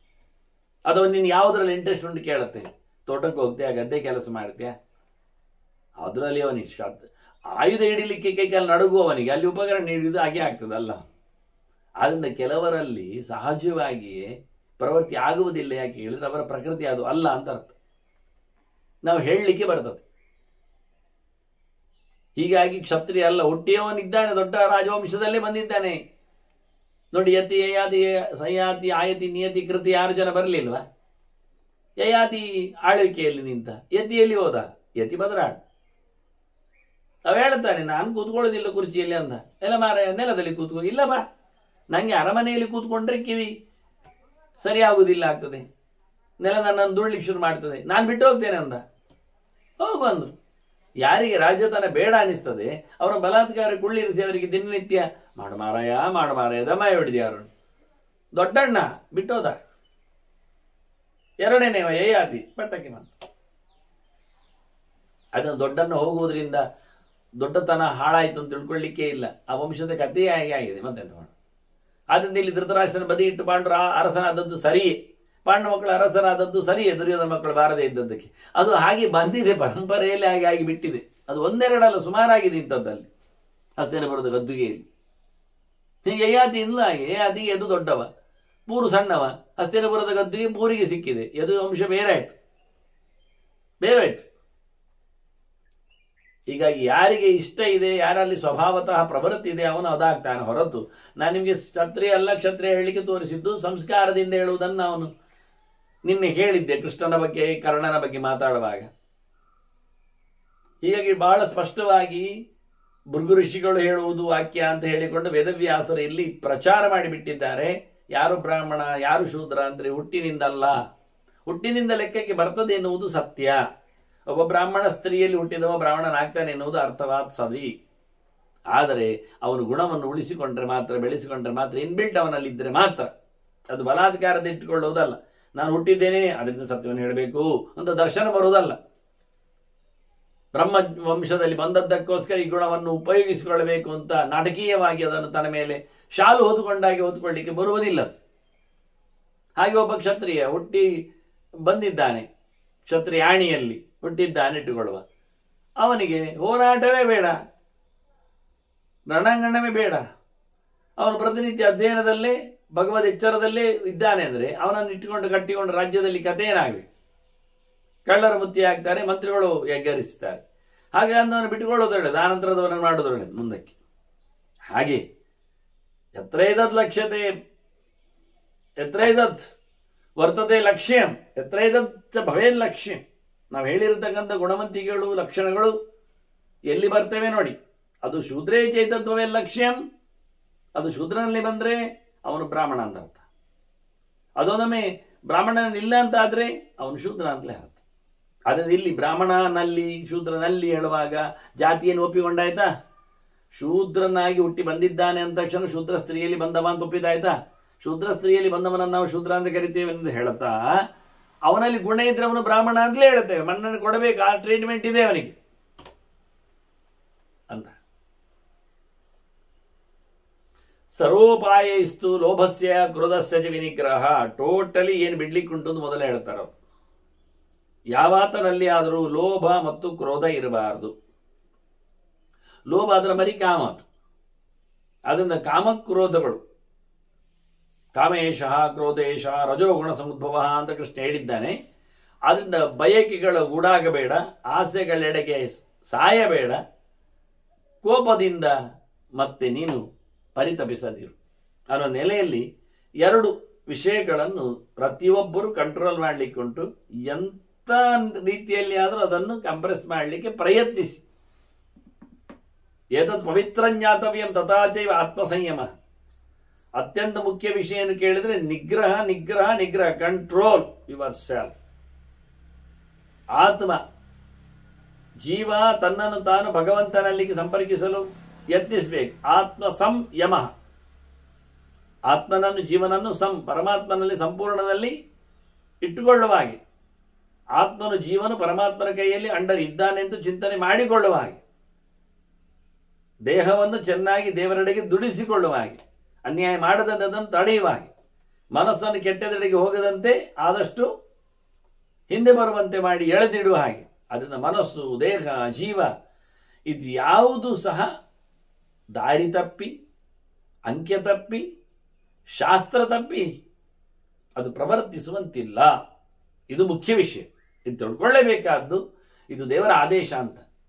ಅದಕ್ಕೋಸ್ಕರ ಲೋಭ ಮತ್ತು ಕ್ರೋಧವನ್ನು, ಕಾಮ ಮತ್ತು ಕ್ರೋಧವನ್ನು ಆದಷ್ಟು ಬಿಡಬೇಕು. ವಾರ್ಯವು ಸರ್ವಾತ್ಮನ ತೌಹಿ ಶ್ರೇಯೋ ಘಾತಾರ್ಥಂ ಉಚ್ಛ್ರಿತೌ. ಅದು ನಿಜವಾಗಿ ನಿನ್ನನ್ನು ಮೇಲಕ್ಕೆ ಹೋಗಲಿ ಬಿಡುವುದಿಲ್ಲ. ನಿನ್ನ ಯಶಸ್ಸಿಗೆ ಅದು ಧಕ್ಕೆ ತರ್ತದೆ, ನಿನ್ನ ಅಭಿವೃದ್ಧಿಗೆ ಅದು ಅಡ್ಡಗಾಲ ಆಗ್ತದೆ. ಅದನ್ನ ಲೋಭದಿಂದ ಕ್ರೋಧದಿಂದ ಬದುಕಲಿಕ್ಕೆ ಬರುವುದಿಲ್ಲ. ಅದು ಎರಡು ನಿನ್ನನ್ನು ಎಳೆಯತಕ್ಕದ್ದು ಹಿಂದಕ್ಕೆ. ಮಹಾಶನೋ ಮಹಾವಾತ್ಮ ವಿದ್ಯೇನ ಹೇವೈರಣಂ ಕೃಷ್ಣ ಹೇಳ್ತಾನೆ. ಅದು ನುಂಗಿ ಆಗ್ತದೆ, ಭಾರಿ ಪಾಪ ಮಾಡ್ತದೆ, ಅನ್ಯಾಯ ಮಾಡ್ತದೆ. ಅದರ ಎರಡು ಹತ್ರ ಹೋಗ್ಬೇಡಿ, ಅದೆರಡು ಬಿಡಿವಿ. ಕೋಪ ಬಿಡಿ, ಜೊತೆಯಲ್ಲಿ ಲೋಭವನ್ನು ಬಿಡಿ. ನಿತ್ಯಂ ಕ್ರೋಧಾತ್ ಶ್ರಿಯಂ ರಕ್ಷೇತ್. ಕೋಪ ಮಾಡಿಕೊಂಡವರಲ್ಲಿ ಸಂಪತ್ತು ಖಾಲಿ ಆಗ್ತದೆ, ಶ್ರೀಮಂತಿಗೆ ನಿಲ್ಲುವುದಿಲ್ಲ, ಗುಣವಂತಿಗೆ ಕಾಣುವುದಿಲ್ಲ, ಅವರನ್ನು ಯಾರೂ ಇಷ್ಟಪಡುವುದಿಲ್ಲ. ಹಾಗಾಗಿ ಮೊದಲಿಗೆ ಕೋಪವನ್ನು ದೂರ ಇಡಿ. ಕೋಪವನ್ನು ದೂರ ಇಡುವ ಮೂಲಕ ನಿಮ್ಮ ಶ್ರೀಮಂತಿಕೆಯನ್ನು ಬೆಳೆಸಿಕೊಳ್ಳಿ. ತಪೋರಕ್ಷೇಶ್ಚ ಮತ್ಸರಾತ್. ನಾವು ಇನ್ನೊಬ್ಬರ ವಿಷಯದಲ್ಲಿ ಸ್ಪರ್ಧಾತ್ಮಕವಾಗಿ ದುಡಿಲಿಕ್ಕೆ ಹೋದ್ರೆ, ನಾವು ಹೇಳಿದ ಹಾಗೆ ನಮ್ಮ ಇಷ್ಟದಂತೆ, ನಮ್ಮ ಸಂಕಲ್ಪದಂತೆ, ನಮ್ಮ ಯೋಚನೆ ಅಂತ ಅವನಿಲ್ಲ ಅಂತ ಹೇಳಿಕೊಂಡು ನಾವು ಕೊರಗಿದ್ರೆ, ಹೊಟ್ಟೆ ಕಿಚ್ಚುಪಟ್ರೆ, ಮತ್ಸರದಿಂದಾಗಿ ನಮ್ಮದೇ ಒಳಗೆ ಗೆಡ್ಡೆ ಬೆಳೀತದೆ, ಹಾಳಾಗ್ತದೆ, ಹುತ್ತ ಆಗ್ತದೆ, ಮತ್ತೆ ಒಳಗಿಂದ ಪ್ರಯೋಜನ ಇಲ್ಲ ಆಗ್ತದೆ. ಅದಕ್ಕೋಸ್ಕರ ಏನು ಮಾಡಬೇಕು? ನಾವು ನಿಜವಾಗಿ ನಮ್ಮ ತಪಸ್ಸು, ನಮ್ಮ ಚಿಂತನೆ, ನಮ್ಮ ಸಿದ್ಧಿ ಇವೆಲ್ಲ ಹಾಳಾಗದಂತೆ ಉಳಿಸಬೇಕಾದ್ರೆ ಯಾರ ಬಗ್ಗೆ ಮತ್ಸರ ಪಡೀಲಿಕ್ಕಿಲ್ಲ. ಒಬ್ಬ ತಪಸ್ಸು ಮಾಡುವ ಮತ್ಸರ ಪಡೆದ ಕಥೆಯನ್ನು ಹೇಳಿದ್ದಾರಲ್ಲ, ಅಣ್ಣ ತಮ್ಮಂದಿರು ತಪಸ್ಸು ಮಾಡಿತ್ತು. ಹತ್ತಿರದಲ್ಲಿ ಮಾತುಕತೆ ಆಗ್ತದೆ ಹೇಳಿ ದೂರದಲ್ಲಿ ಕೂತು ತಪಸ್ಸು ಮಾಡಿದ್ದಾರೆ. ಒಬ್ಬ ಒಂದು ಬೆಟ್ಟದ ಕೋಡಿನಲ್ಲಿ, ಇನ್ನೊಬ್ಬ ಇನ್ನೊಂದು ಬೆಟ್ಟದ ಕೋಡಿನಲ್ಲಿ. ಸಾಮಾನ್ಯವಾಗಿ ಶೇಡ್ ಆಗಿ ಸುಮಾರಾಗಿ ಒಂದು ಫಿಗರ್ ಆಗಿ ಕಾಣ್ತದಷ್ಟೇ ಹೊರತು ಬೊಬ್ಬೆ ಹಿಡಿದ್ರೆ ಕೇಳುವಾಗಿಲ್ಲ. ಏನೋ ಒಂದು ಲೈಟ್ ಫಿಗರ್ ಕಾಣ್ತದೆ ಒಬ್ಬರಿಗೊಬ್ಬರು. ಹಾಗೆ ತಪಸ್ಸು ಮಾಡ್ತಾ ದೇವರು ಪ್ರತ್ಯಕ್ಷನಾಗಿ ಬಂದರು. ಅಣ್ಣನೆಡೆಗೆ ಬಂದಾಗ ಹೇಳ್ತಾನ ಅವನು, ಏನು ಬೇಕು ಅಂತ ಕೇಳಿದಾಗ, ತಮ್ಮನೆಡೆಗೆ ಹೋದ್ಯಾ ಅಂತ. ಇಲ್ಲ, ಹೋಗ್ತೇನೆ, ನಿನ್ನಡೆ ಬಂದು ಹೋಗ್ತೇನೆ ಇನ್ನು ಮುಂದಕ್ಕೆ ಅಂತ. ಇಲ್ಲ, ಅಲ್ಲಿ ಹೋಗಿಯೇ ಬಾ, ಮತ್ತೆ ನಾನು ಹೇಳ್ತೇನೆ. ಸರಿ, ತಮ್ಮನೆಡೆಗೆ ದೇವರು ಸಿಕ್ಕಿದ್ರೆ ಅಣ್ಣನೆಡೆ ಹೋಗ್ಲಿಲ್ವಾ? ಮೊದಲು ದೊಡ್ಡವ ಅಲ್ವವ? ಅಲ್ಲ, ಹೋಗಿದ್ದೆ, ನಿನ್ನೆಡೆ ಹೋಗಿ ಬಾ ಅಂತ ಕಳುಹಿಸಿಬಿಟ್ಟ. ಹಾಗೇನು ಇರ್ಲಿ, ಪರವಾಗಿಲ್ಲ, ಅವನೇ ದೊಡ್ಡ ಸಂಗತಿ. ಅವನ ಹತ್ರ ನೀನು ಏನು ಬೇಕಾದ್ರೆ ಕೇಳಿ ಬಾ ಅಂತ. ಮತ್ತೆ ಅಣ್ಣನಲ್ಲಿ ಬಂದು ಹೇಳ್ತಾನೆ, ತಮ್ಮ ನಿನ್ನನ್ನು ಬಿಟ್ಟಿದ್ದಾನೆ ಅಂತ. ಆಯ್ತು ಮಾರ, ಏನು ಹೇಳು, ನಿನಗೇನು ಬೇಕು? ನನಗೆ ಏನು ಬೇಕು ಹೇಳುವುದು? ಅವನ ತಮ್ಮ ಎಲ್ಲಿಯಾದರೂ ನನಗಿಂತ ಜಾಸ್ತಿ ಕೇಳಿಬಿಟ್ರೆ? ಅದಕ್ಕಾಗಿ ಯೋಚನೆ ಮಾಡಿ ಹೇಳುತ್ತಾನೆ, ನನಗೆ ನೀನು ಇನ್ನೇನು ಅಲ್ಲಿ ಹೋಗಿ ಏನು ಕೊಡ್ತೀಯ ತಮ್ಮನಿಗೆ, ಅದಕ್ಕಿಂತ 2 ಪಾಲು ನಾನು ಕೊಟ್ಟು ಬಿಡು ಅಂತ. ತದಾಸ್ತು, ಒಂದು ದೇವರು ಹೋದ ತಪಸ್ಸು ಮಾಡಿದ್ದಕ್ಕೆ. ಈ ಮತ್ಸರ ಅವನಿಗಿಂತ 2 ಪಾಲು ಬರಬೇಕು. ಮಾಡಿದಿಬ್ರು ಒಂದೇ ನಮನ ತಪಸ್ಸು, ಒಂದೇ ಕಡೆ, ಒಂದೇ ರೀತಿ, ಒಂದೇ ಸಮಯ. ಹೋಗಿ ತಮ್ಮನಲ್ಲಿ ಕೇಳ್ತಾನೆ, ಏನು ಬೇಕು ನಿನಗೆ? ಅಣ್ಣನೇನು ಕೊಟ್ಟೆ? ಅವನು ಮತ್ತೆ ಇವನ ಮೇಲೆ ಮತ್ಸರದಲ್ಲಿದ್ದ. ಅಣ್ಣನಿಗೇನು ಕೊಟ್ಟು ಬಂದಿಲ್ಲ ನಾನು, ಮತ್ತೆ ಭರವಸೆ ಮಾತ್ರ ಕೊಟ್ಟಿದ್ದೀನಿ. ಏನು ಅಂತ? ನಿನಗೆ ಕೇಳುವ 2 ಪಾಲು ಕೊಡುತ್ತೇನೆ ಹೇಳಿಬಿಟ್ಟಿದೆ. ಹೌದಾ? ನೋಡಿ, ಈಗ ಏನು ಕೇಳಿದ್ರು ಡಬಲ್ ಅವನ ಅಣ್ಣನೇ ಸಿಗ್ತದೆ. ಈಗ ಸಿಕ್ಕಿಬಿದ್ದೆ. ಈಗ ಎಂತ ಕೇಳಲಿ, ಅವನು ಗೋಣಿ ಚಿನ್ನ ಕೇಳಿದ್ರೆ ಅವನಿಗೆ 2 ಗೋಣಿ ಸಿಗ್ತದೆ. ಒಂದು ಲ್ಯಾಂಡ್ ಕೇಳಿದ್ರೆ ಅವನಿಗೆ 2 ಲ್ಯಾಂಡ್ ಸಿಗ್ತದೆ. ಈಗ ಒಂದು 10 ಹೆಂಡತಿ ಕೇಳಿದ್ರೆ 20 ಸಿಗ್ತದೆ ಅವನಿಗೆ ಹೆಂಡತಿ. ಇದಾಗುವಂಥದ್ದಲ್ಲ, ತಲೆ ಖರ್ಚು ಮಾಡಿದ್ದು. ಸರಿ ದೇವರೇ, ಹಾಗಾದರೆ ನನ್ನ ಒಂದು ಕಣ್ಣು, ಒಂದು ಕಿವಿ, ಒಂದು ಕಾಲು, ಒಂದು ಕೈ, ಅದು ಒಂದು ಭಾಗ ಬಿದ್ದು ಹೋಗ್ಲಿ ಅಂತ. ತಥಾಸ್ತು ಅನ್ನೋದೇ ನೋಡು, ತಪಸ್ಸು ಮಾಡಿ ಕಳ್ಕೊಂಡ ರೀತಿ ನೋಡವ. ಇಲ್ಲಿ ಬಡಮ್ಮ ಬಿದ್ದಿದ್ದಾನೆ, ಅಣ್ಣ 2 ಕೈ ಕಾಲು ಹೋಗಿದೆ, ಅವನಿಗೆ 2 ಕಣ್ಣು ಹೋಗಿದೆ. ದೇವರು ಕೇಳ್ತಾನೆ, ನಿನಗೆ ವರ ಸಿಕ್ಕಿದೆಯಲ್ಲ, ಹೊರಟಿದ್ದೇನೆ. ಏನು ಅದು? ತಮ್ಮ ಕೇಳಿದ್ದಾನೆ, ನೀನು ಹೇಳಿದ್ದೇನೆ 2 ಪಾಲು ಬೇಕು ಅಂತ. ಅವ 1 ಸೈಡ್ ಪೂರ ಹೋಗುವಾಗಿ ಕೇಳಿಕೊಂಡಿದ್ದಾನೆ, ನಿನಗೆ 2 ಸೈಡ್ ಪೂರ ಹೋಗಿದೆ. ಒಳ್ಳೆ ತಪಸ್ಸು ಅಂತ ಹೋಗಿದ್ದಾನೆ. ಬೇಕಾಯ್ತು ನಿಮಗೆ? ತಪೋರಕ್ಷೇಶ್ಚ ಮತ್ಸರಾತ್. ನೀವು ಇನ್ನೊಬ್ಬರ ಮೇಲೆ ಮತ್ಸರ ಪಟ್ಟರೆ ಖಂಡಿತವಾಗಿಯೂ ನಿಮ್ಮ ಅಸೆಟ್ ಖಾಲಿ ಆಗ್ತದೆ. ಮಾಡಿದ್ದೆಲ್ಲ ಮಣ್ಣು ತಿಂತದೆ. ಯಾರ ಬಗ್ಗೆಯೂ ಕಾಂಪಿಟೇಷನ್ ಇರಬಾರ್ದು, ಸ್ಪರ್ಧೆ ಇರಬಾರ್ದು. ಅಯ್ಯೋ, ಅವ್ರು ಮಾಡಿದ್ರಲ್ಲ, ಅವ್ರು ಕೊಟ್ರಲ್ಲ, ಅವರದ್ದು ಆಯ್ತಲ್ಲ, ಅವರಲ್ಲಿ ಉಂಟಲ್ಲ, ಅವರದ್ದು ಏನೇನು ಹೇಳಲಿಕ್ಕಿಲ್ಲ. ಯೋಚನೆ ಮಾಡಲಿಕ್ಕಿದೆ, ಅವರವರದ್ದೇ ಪಾಡೋದು. ನೀನು ಮಾಡು, ನೀನು ಪ್ರಯತ್ನಿಸು. ಅದ್ಭುತವಾದಂಥ ಗೆರೆಗಳಿವೆಲ್ಲ, ಸಣ್ಣ ಸಣ್ಣ ತುಂಡುಗಳು ಮನುಷ್ಯನ ಕುತ್ತಿಗೆಯನ್ನು 3 ಸುತ್ತು ತಿರುಗಿಸಿಡುತ್ತವೆ ಯೋಚನೆ ಮಾಡಲಿಕ್ಕೆ. ವಿದ್ಯಾ ಮಾನಾಪಮಾನಾಭ್ಯಾಂ, ಎಷ್ಟು ಚೆನ್ನಾಗಿ ಹೇಳ್ತಾನೆ. ನಿನ್ನ ವಿದ್ಯೆ ಉಳಿಬೇಕಾ? ಯಾವ ಕಾಲದಲ್ಲಿಯೂ ಮಾನಾಪಮಾನಗಳಿಗೆ ನೀನು ಗೋಣು ಹೊಯ್ಕೊಳ್ಬೇಡ. ಯಾರೇನು ಹೊಗಳ್ಳಿ ಅಟ್ಟಕ್ಕೆ ಏರಬೇಡ, ಯಾರೇನು ತೆಗಳ್ಳಿ ಗುಂಡಿಗೂ ಬೀಳಬೇಡ. ಸಂಬಂಧ ಇಲ್ಲ. ನಿನ್ನಲ್ಲಿ ವಿದ್ಯೆ ಇದೆ, ಬದುಕಿಕೋ. ವಿದ್ಯೆಯನ್ನು ಕ್ಯಾಶ್ ಮಾಡ್ಲಿಕ್ಕೆ ಹೋಗಬೇಡ. ಗೌರವಕ್ಕೋಸ್ಕರ ವಿದ್ಯೆ ಅಂತ ಹೇಳಬೇಡ. ಅಯ್ಯೋ ನನ್ನ ವಿದ್ಯೆಯನ್ನು ಅವಮಾನ ಮಾಡಿದ್ದಾರ ಅಂತೇಳಿ ಬಾಯಿ ಮುಚ್ಚಿ ಕೂತ್ಕೊಳ್ಬೇಡ. ವಿದ್ಯೆಯನ್ನು ಸರ್ವತ್ರ ಕೊಡುವುದಷ್ಟೇ ನಿನ್ನ ವಿಷಯ. ಆದ್ದರಿಂದ ವಿದ್ಯಾವಂತ ಯಾವತ್ತೂ ಸಹ ಸನ್ಮಾನ ಅವಮಾನಗಳಿಗೆ ತಲೆ ಕೊಡ್ಲಿಕ್ಕೂ ಇಲ್ಲ, ಗೋಣು ಬಗ್ಗಿಸ್ಲಿಕ್ಕೂ ಇಲ್ಲ, ಮಾತಾಡ್ಲಿಕ್ಕೂ ಇಲ್ಲ. ನಿಜವಾಗಿ ವಿದ್ಯೆಯನ್ನು ರಕ್ಷಣೆ ಮಾಡುವ ರೀತಿ ಹಾಗೆ. ವಿದ್ಯೆ ನನಗಾಗಿ, ಕಲ್ತದ್ದು ನನಗಾಗಿ. Knowledge for sake of knowledge. ಯಾಕೆ ಅಂತ ಇಲ್ಲ. ಜ್ಞಾನ ಅದು ಭಗವದ್ ಎಚ್ಚರಕ್ಕೆ, ಭಗವದ್ ದರ್ಶನಕ್ಕೆ, ವಿಶೇಷವಾಗಿ ಅವನ ಆನಂದದ ಉಣಿಸಿಗೆ ಅನ್ನೋ ಎಚ್ಚರ ಬಂದರೆ ಯಾರ ವಿದ್ಯೆಯ ಮೇಲೆ ಅವನಿಗೆ ಸಂಕಟ ಆಗುವುದಿಲ್ಲ, ಯಾವ ವಿದ್ಯೆಯ ಬಗ್ಗೆ ಅವನಿಗೆ ತಲೆಗೆಡುವುದಿಲ್ಲ. ಆತ್ಮಾನಂಚ ಪ್ರಮಾದತಃ, ನಿನ್ನನ್ನು ನೀನು ರಕ್ಷಣೆ ಮಾಡಿಕೊಳ್ಬೇಕು. ಯಾಕೆ? ಎಚ್ಚರದಲ್ಲಿ ಮನುಷ್ಯ ಯಾವತ್ತು ಎಚ್ಚರ ತಪ್ಪುದು ಭಾರಿ ಬೇಗ. ಚೆನ್ನಾಗಿ ನಡ್ಕೊಂಡು ಹೋಗ್ತಾನೆ, ಸುಮಾರು ಕಾಲುಗಳಿಲ್ಲ, ಎರಡೇ ಕಾಲು ಒಂದರ ನಂತರ ಒಂದೇ ಇಡ್ಲಿಕ್ಕೆ, ಆದರೂ ಎಡವಿಕೊಂಡು ಬೀಳ್ತಾನಲ್ಲ, ಎಂತ ಕರ್ಮಕ್ಕೆ. ಅದೇ ವಿಶೇಷ. ಅದಾಗಿರಿ ಚೇರಟೆಗಳು, ಚೇಳುಗಳು, ಪ್ರಾಣಿಗಳು ಎಲ್ಲ ಏನಾಗಬೇಕಾ? 4 ಕಾಲು, 6 ಕಾಲು, 12 ಕಾಲು, 16 ಕಾಲು ಉಳ್ಳ ಅವುಗಳು ಎಷ್ಟು ಸರ್ತಿ ಎಡವಿ ಬೀಳ್ಬೇಕಾಗ್ತದೆ. ಒಂದಲ್ಲ ಒಂದು ಕಾಲುಗಳು ಅಡ್ಡ ಬರ್ಲಿಕ್ಕೆ ಹೋಗಿ ಸ್ವಲ್ಪ ಅವನಿಗೆ ಬೇಗ ಬೇಕು ಅಂತ ಹೋಗುದು, ಹಿಂದಿನ ಕಾಲು ಮುಂದೆ ಬಂದುಬಿಟ್ರೆ ಏನು ಮಾಡುವ? ಹೌದಲ್ಲ? ಮತ್ತೆ ಅದೆಷ್ಟು ವ್ಯವಸ್ಥಿತವಾಗಿ ಹೋಗ್ತಾರೆ ನೋಡಿ. ಎಷ್ಟು ಎತ್ತರದ ಆನೆಗಳು ಎಲ್ಲ ಮುಗ್ಗರಿಸಿ ಬೀಳುವುದೆಲ್ಲ ಉಂಟ. ಏನೊಂದು ತಡಮೆ ದಾಂಟುವ ಕತೆ ನೋಡ್ಬೇಕು ಮಾರ್ರೆ. ಒಂದು ಆನೆ ಮುಸುಂಡು ಮುಂದೆ ಉಂಟು, ಸೊಂಡಿಲು ಮೊದಲು ಇಟ್ಟಾಗಿದೆ, ತನ್ನ ಮೊದಲ ಕಾಲು ಎತ್ತಿ ಇಡ್ಲಿಕ್ಕೆ ತನ್ನ ಕಣ್ಣಿಗೆ ಕಾಣುವುದಿಲ್ಲ ಬೇಕಾದರೆ. ಆದರೂ ಆನೆ ಒಂದು ಕಾಲು ಎತ್ತಿ ಇಟ್ಟು ಆ ಅಡ್ಡ ಇದ್ದ ಪಟ್ಟಿಯನ್ನು ದಾಟಿ ಆನಂತರ ಎರಡನೇ ಕಾಲು ಎತ್ತಿಟ್ಟು, ಮತ್ತು ಎಷ್ಟು ಗ್ಯಾಪ್ ಇದೆ ನೋಡಿ ಬರಲಿಕ್ಕೆ ಅದಕ್ಕೆ. ಆದರೂ ಮುಂದೆ ಬರುವಾಗ ಅಷ್ಟೇ ಲೆಕ್ಕಾಚಾರದಲ್ಲಿ ಅದು ಹಿಂದಿನ ಕಾಲನ್ನು ಎತ್ತಿ ಇಡ್ತದೆ, ಅಷ್ಟೇ ಗ್ಯಾಪಿನಲ್ಲಿ. ಅದ್ಭುತವಾಗಿದೆ. ಇಷ್ಟು ದೂರಕ್ಕೆ ಹೋಗಿರ್ತದೆ ಅದು ಹೆಜ್ಜೆಗಳಲ್ಲಿ ಬ್ಲ್ಯಾಂಕ್ ಆಗಿ. ಆದರೂ ಆ ಅಡ್ಡಪಟ್ಟಿ ಬಂದಾಗ ಅಲ್ಲಿಗೆ ಅನುಗುಣವಾಗಿ ಚೂರು ತಾಗಿಸಿಕೊಳ್ಳದೆ, ಇದು ಹಿಂಡಿನಲ್ಲಿ ಹೋದಾಗಲೂ ಒಂದು ಮಾತ್ರ ಅಲ್ಲ, ರಾಶಿಗಟ್ಟಲೆ ಹೋಗ್ತಾ ಉಂಟು. ನಿಮಗೆ ವಾಹನದ ಜಾಮಿದ್ದಾಗ ವಾಹನ ಬಿಟ್ಕೊಂಡು ಹೋಗ್ಲಿಕ್ಕೆ ಗೊತ್ತಾಗ್ತದೆ ಹೇಗಿರ್ತದೆ ಅಂತ. ಹಾಗೇನು ಎದುರಲ್ಲಿ ಏನು ಕಾಣುವುದಿಲ್ಲ. ಏನು ಕಾಣಿದ್ರೆ ಎದುರಲ್ಲಿ ಕಾಣುವುದು ವಾಹನ ಮಾತ್ರವೇ. ಹೊಂಡ ಕಾಣ್ತದ ರಸ್ತೆದ್ದು? ಇಲ್ಲ. ದಿನ್ನೆ ಕಾಣ್ತದ? ಇಲ್ಲ. ಹೋದಾಗೆ ಹೋಗ್ಬೇಕು. ಎದುರಿನವ ಹಾರಿದ ನಮ್ದು ಮುಸುಂಡು ಹಾರ್ತದೆ ಅಂತ ಅರ್ಥ, ಎದುರಿನವ ಬಿದ್ದ ನಮ್ಮ ಮುಸುಂಡು ಬೀಳ್ತದೆ ಅಂತ ಅರ್ಥ. ಹೊರಟು ಬಿತ್ತಾರೆ ಇನ್ನೇನಿಲ್ಲ. ಅದು ಅವ್ರ ಪಕ್ಕ ಹೇಳೋದಿಲ್ಲ. ಅವನು ಬಿದ್ದ ನಂತರ ನಮಗೆ ಗೊತ್ತು ಬಿದ್ದ, ಅದಷ್ಟೊತ್ತಿಗೆ ನಾವು ಬಿದ್ದಾಗಿರ್ತದೆ. ಅಲ್ಲಿ ನಾವು ದೂರ ನಿಂತರೆ ಇನ್ನೊಬ್ಬ ದುಡಿ ಆಗಿರ್ತದೆ. ಹೀಗೆ ಬಹಳ ಅದ್ಭುತವಾಗಿ ಪ್ರಾಣಿಗಳ ಕಾಲುಗಳಲ್ಲಿ ಎಂದೂ ಗಲಾಟೆ ಆಗಲಿಲ್ಲ, ಮುಗ್ಗರಿಸಿದ್ದಿಲ್ಲ. ಆದ್ರಿಂದ ಮನುಷ್ಯ ಎಚ್ಚರದಲ್ಲಿ ಬದುಕಬೇಕಂತ. ಮಾತಿನ ವಿಷಯ, ತಿನ್ನುವ ವಿಷಯ, ನೋಡುವ ವಿಷಯ, ಹೊರಡುವ ವಿಷಯ, ಬರುವ ವಿಷಯ, ಎಲ್ಲಾ ವಿಷಯದಲ್ಲಿ ಆತ್ಮಾನಂತ ಪ್ರಮಾದತಃ ಎಚ್ಚರ ತಪ್ಪದಂತೆ ಜೀವನನ್ನು, ದೇಹವನ್ನು, ಮನಸ್ಸನ್ನು ಚೆನ್ನಾಗಿ ಕಾಪಾಡಿ. ಆಡಿ ಹೋದ ನಂತರ ಮತ್ತೆ ಮಾತಿಗೆ, ಮನಸ್ಸಿಗೆ ಮತ್ತೆ ದೇಹಕ್ಕೆ ಸೌಕರ್ಯ ಕಾಣುವುದಿಲ್ಲ. ಆದರೆ ಎಲ್ಲದರಲ್ಲಿಯೂ ನೀನು ತಪ್ಪಾಗದಂತೆ, ಬಿದ್ದೋಗದಂತೆ ಎಚ್ಚರ ಮಾಡಿಕೊ ಅಂತ. ಯಸ್ಯ ಸರ್ವೇ ಸಮಾರಂಭ ನಿರಾಶಾ ಬಂಧನಾ ದ್ವಿಷ. ಯಾರದ್ದೆಲ್ಲ ಕೆಲಸಗಳು ಆಸೆ ಬಿಟ್ಟಿರ್ತಾವೋ, ಆಸೆಯಲ್ಲಿ ಸಿಕ್ಕಿಕೊಂಡಿರುವುದಿಲ್ಲವೋ, ಹಾಗಾಗಲೇಬೇಕೆನ್ನತಕ್ಕ ಸಂಕಲ್ಪದಿಂದ ಗಟ್ಟಿಯಾಗಿರುವುದಿಲ್ಲವೋ, ನಿರೀಕ್ಷೆ ಕೆಲವೊಮ್ಮೆ ಕೆಲಸ ಮಾಡಲಿಕ್ಕೆ ಹೋಗಿ ಆಗದೇ ಇದ್ದಾಗ ಅಬ್ಸೆಂಟ್ ಮೈಂಡೆಡ್ ಆಗಿ ಮತ್ತೆ ಸುಸೈಡ್ ಮಾಡಿಕೊಳ್ತಾರೆ. ಅದನ್ನು ಯಾವುದನ್ನು ಕಮಿಟ್ಮೆಂಟ್ ಅಲ್ಲಿ ಇಲ್ಲ, ಮಾಡಿಕೊಂಡಾಗ ಯಾವುದರಲ್ಲಿಯೂ ಆಸೆಯನ್ನಿಡಬೇಡ. ಹೀಗಾಗ್ತದೆ, ಇದು ಫಲ ಬರ್ತದೆ, ಇದು ಸಿಕ್ಕೇ ಸಿಗ್ತದೆ, ಇದಕ್ಕಾಗಿ ಮಾಡುವುದು ಅಂತ ಇಲ್ಲವೇ ಇಲ್ಲ. ಎಲ್ಲವನ್ನು ಗೌಜಿಯಲ್ಲಿ ಶುರು ಮಾಡು, ಗಮ್ಮತ್ತಿನಲ್ಲಿ ಮಾಡು.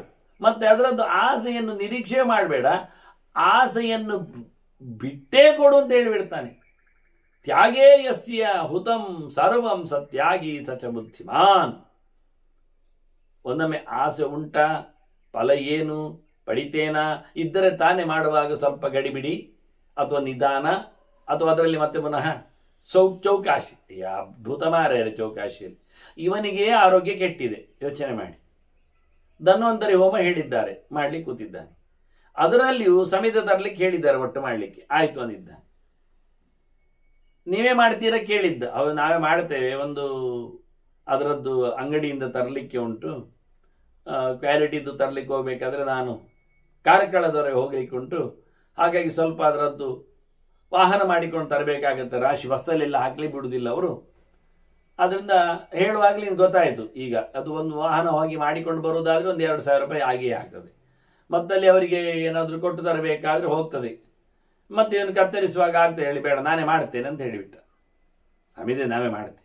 ಸರಿ, ಇವ ಮಾಡಲಿಕ್ಕೆ ಅಲ್ಲಿ ಇಲ್ಲಿ ಬಿದ್ದದ್ದು ಮತ್ತೊಂದು ಇನ್ನೊಂದು ಹಾಗೆ ಹೀಗೆ ಅಂತೇಳಿ ಎಲ್ಲಿಯೋ ಒಂದಿಷ್ಟು ಬಿಳಲನ್ನು ಎಳೆತಂದದ್ರಲ್ಲಿ ನಾನು ಅಮೃತ ಬಳ್ಳಿ ತಿಟ್ಕೊಳ್ಳುವ ಬಿಳಲಲ್ಲಿ ಎತ್ತಿ ತರುವಾಗ ಒಂದರಲ್ಲಿ ಒಂದು ಇರ್ತದೆ, ಅದನ್ನು ಮತ್ತೆ ಕತ್ತರಿಸಿ ಅದರಲ್ಲಿ ಸ್ವಲ್ಪ 4 ಅಂಗುಲವನ್ನು ಸರಿಯಾಗಿ ಮಾಡೋದ್ರಲ್ಲಿ ಒಂದು ಸ್ವಲ್ಪ ಚೌಕಾಶಿ ಮಾಡಿ ಸ್ವಲ್ಪ ಕಮ್ಮಿ, ಒಂದು ಸ್ವಲ್ಪ ಜಾಸ್ತಿ ಆಗ್ತದಲ್ಲ ಲೆಕ್ಕಾಚಾರದಲ್ಲಿ. 10,000 ಬೇಕು ಹೇಳಿದ್ದಾರೆ. ಯಾರಿಗೆ? ಇವರಿಗೆ ಆರೋಗ್ಯಕ್ಕೆ. ಅದರಲ್ಲಿ ಸ್ವಲ್ಪ 1 ಮಿಲಿಮೀಟರ್ನಷ್ಟು ಇವನದೊಂದು ಸಣ್ಣದು ಅಳತೆಯಲ್ಲಿ, ಆದ್ರಿಂದ ಒಂದು 10 ಮಾಡಿದ್ರೆ 11 ಆಗ್ತದೆ ಇವನ ಸಮಿದೆ. ಮತ್ತು ಅದರಲ್ಲಿ ಒಣಗಿದ್ದು ತೆಳ್ಳಗಿದ್ದು ಸಪೂರದ್ದು ನೀರಸವಾದ್ದು ಅದನ್ನು ಲೆಕ್ಕದಲ್ಲಿ ಸೇರಿಸಿಬಿಟ್ಟಿದ್ದಾನೆ. ಲೆಕ್ಕವರ್ತಿ ಆಗಬೇಕು. ತರುವಾಗಲೇ ಬೇಡದಿದ್ದದನ್ನು ತಂದಿದ್ದಾನೆ ಅದರೊಟ್ಟಿಗೆ. ಆಟಿನ್ ಶೇಪ್ ಅಲ್ಲದ ಎಲೆಯ ಬಳ್ಳಿಯನ್ನು ತಂದದ್ದುಂಟು ಇವ, ಅಲ್ಲೇನಲ್ಲ. ಹಾಗಾಗಿ ಅದು ಯಾರ ಉದ್ದೇಶ ಮಾಡಿದೀಗ? ಇವನ ಉದ್ದೇಶ ಎಂಥದಕ್ಕೆ? ಆರೋಗ್ಯಕ್ಕೆ. ಇವನ ಆರೋಗ್ಯ ಕತೆ ಏನಾಗ್ತದೆ ನೋಡಿ, ಇಂಥದ್ದೇ ಬ್ರಿಟ್ಲಾಗ್ತದೆ, ಸರಿ ಇಲ್ಲದ್ದೇ ಆಗ್ತದೆ. ಶುದ್ಧ ಆರೋಗ್ಯಕ್ಕೆ ಶುದ್ಧ ಅಮೃತ ಬಳ್ಳಿ ಹೋಮ, ಮಿಶ್ರ ಆರೋಗ್ಯಕ್ಕೆ ಮಿಶ್ರ ಅಮೃತ ಬಳ್ಳಿ ಹೋಮ. ನೋಡಿ ಎಷ್ಟು ಚೆನ್ನಾಗಿ ಉಂಟು ನೋಡಿ ಮಾಡುವಂಥದ್ದು. ಆದ್ದರಿಂದ ನಾವು ಫಲದಾಸೆಯನ್ನು ಇಟ್ಟುಕೊಂಡು ದ್ರವ್ಯದಾಸೆಯ ಜತೆಯಲ್ಲಿ ಇದರ ಮತ್ತೆ ಕಾಲದಾಸೆ, ರಜೆ ಹಾಕುವುದಿಲ್ಲ, ಆದಿತ್ಯವಾರ ಮಾಡಿ ಆಯ್ತು ಅಂತಾನೆ. ಅದರಲ್ಲಿ ಮತ್ತೆ ಪುನಃ ಹೇಳೋದವ, ಆದಿತ್ಯವಾರ ಮತ್ತೆ ನನಗೆ ಒಂದು ಮದುವೆ ಊಟಕ್ಕೆ ಹೋಗ್ಲಿಕ್ಕೆ ಉಂಟು, ಮಧ್ಯಾಹ್ನ ಬೇಗ ಮುಗಿಸಿ. ನೋಡಿ ಕರ್ಮ ನೋಡಿ, ಅವನದ್ದು ಹಣೆವರ ದಿನ ಹಾಳು ಮಾಡಿಕೊಂಡ. ಅದರಲ್ಲಿ ಮಧ್ಯಾಹ್ನ ಊಟಕ್ಕೆ ಹೋಗ್ಲಿ, ಬೇರೆ ಕಡೆ ಇರ್ಲಿಕ್ಕೆ ಹೋಗಿ ಇವನು ಬೆಳಿಗ್ಗೆ ಮುಗಿಸ್ಲಿಕ್ಕೆ ಬಂದ. ಅವರು ಪುರೋಹಿತರು ಇನ್ನೂ ಮುಂಚೂಣಿಯಲ್ಲಿ ಇರ್ತಾರೆ, ನಮಗೊಂದು ಶ್ರಾದ್ದ ಉಂಟು ಮಾರ್ಯಾರೆ, ಹಾಗಾಗಿ ನಾನು ಬೆಳಿಗ್ಗೆ ಬೇಗ ಅದನ್ನು ಮುಗಿಸಿ ಇಲ್ಲಿ ಬರ್ತೇನೆ ಅಂತ ಶುರು ಮಾಡ್ತಾರೆ. ಅಲ್ಲಿ ಪಿಂಡದವನಿಗೆ ಪಾಪ ಸೂರ್ಯೋದಯಕ್ಕಿಂತ ಮೊದಲೇ ಪಿಂಡ, ಪಿತೃಗಳೇನು ಎಳ್ದಿರುವುದಿಲ್ಲ, ಅವರಿನ್ನೂ ಉರ್ದು ಪುಂಡ್ರ ಹಾಕ್ತಾ ಇರ್ತಾರೆ. ಅಷ್ಟೊತ್ತಿಗೆ ಇವನು ಪಿಂಡ ಹಾಕಿ ಎದ್ದೋಗಿಡ್ತಾನೆ. ಹಣೆ ಬರೆ ಒಬ್ಬರಿಂದ ಒಬ್ಬರಿಗೆ ಯಾರ ದೋಷ ಯಾರ ತಲೆ ಮೇಲೂ. ಆದ್ರೆ ಇವ ಹೇಳ್ತಾನೆ, ಬಹಳ ಚಂದವಾಗಿ ಹೇಳ್ತಾನೆ ಭೃಗುರಶಿಗೂ, ಬಿಟ್ಟು ಬಿಡಯ್ಯ, ಆಸೆಯೇ ಬೇಡ, ಫಲವೇ ಬೇಡ, ಮತ್ತೆ ಮಾಡು, ಯಜ್ಞ ಯಾಗಗಳನ್ನು ನಡೆಸಿಕೊಡು. ಯಾಕೆ ಅಂತ ಇಲ್ಲ, ದೇವರ ಪ್ರೀತಿ. ಅಥರಾಜಿಗೆ ಏನಿಲ್ಲ, ದೇವರು ಪ್ರೀತನಾದರೆ ಆಯುಷ್ಯವೂ ಕೊಡ್ತಾನೆ, ಆರೋಗ್ಯವೂ ಕೊಡ್ತಾನೆ, ಭಾಗ್ಯವನ್ನು ಕರುಣಿಸ್ತಾನೆ, ಎಲ್ಲವೂ ನಡೀತದೆ. ದೇವರ ಇಷ್ಟ ಇಲ್ಲ ಅಂತಾದ್ರೆ ಏನಿದ್ರೂ ಪ್ರಯೋಜನ ಇಲ್ಲ ಅಂತಾದ್ರೆ ದೇವರ ಪ್ರೀತಿ ಕಾಮ ಅಷ್ಟೇ. ಅಂತವ ನಿಜವಾಗಿ ತ್ಯಾಗಿ ಅನಿಸ್ತಾನೆ, ಬುದ್ಧಿವಂತವ. ಇಷ್ಟು ಮಾಡ್ಲಿಕ್ಕೆ ಹೋಗಿ ಹಾಳಾಗ್ತದೆ ನೋಡಿ. ನಾವು ಸ್ವಲ್ಪ ಬುದ್ಧಿ ಖರ್ಚು ಮಾಡ್ಲಿಕ್ಕೆ ಹೋಗಿ ಸಿಕ್ಕಿ ಬೀಳುವುದು ಜಾಸ್ತಿ, ಗಡಿಬಿಡಿ ಆಗ್ಲಿಕ್ಕೆ ಹೋಗಿ ಇನ್ನೊಂದಾಗುವುದು ಹೆಚ್ಚು.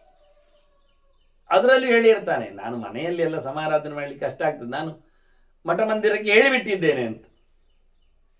ಅವರು ಇನ್ನಷ್ಟು ಚಂದ, ನಿನ್ನೆ ಉಳಿಸಿಕೊಂಡದ್ದೋ ಮೊನ್ನೆ ಉಳಿದದ್ದೋ ಯಾರದ್ದೋ ಮದುವೆದ್ದೋ ಮತ್ತೊಂದದ್ದೋ ಅದನ್ನೆಲ್ಲ ಇವನಿಗೆ ಹಾಗೆ ಒಂದು ಸ್ವೀಟ್ ತಟ್ಟೆಯಲ್ಲಿ ಹಾಕಿಕೊಂಡಿರ್ತದೆ. ನಿಮ್ಗೆ ಎಷ್ಟು ಜನ? ಒಂದು 50 ಅಲ್ಲ ಸರಿ, ಒಂದು 60 ಪೀಸ್ ನಿನ್ನೆ ಮೊನ್ನೆದು ಉಳಿದದ್ದು ಇಟ್ಟಿದ್ದಾರೆ ಅಲ್ಲಿ, ಇವನ ಹೆಸರಲ್ಲಿ ಮಾಡಿದ್ದು ಅಂತ ಹೇಳಿ ಇವನಿಗೆ ಬಿಲ್ ಹಾಕ್ತಾರೆ.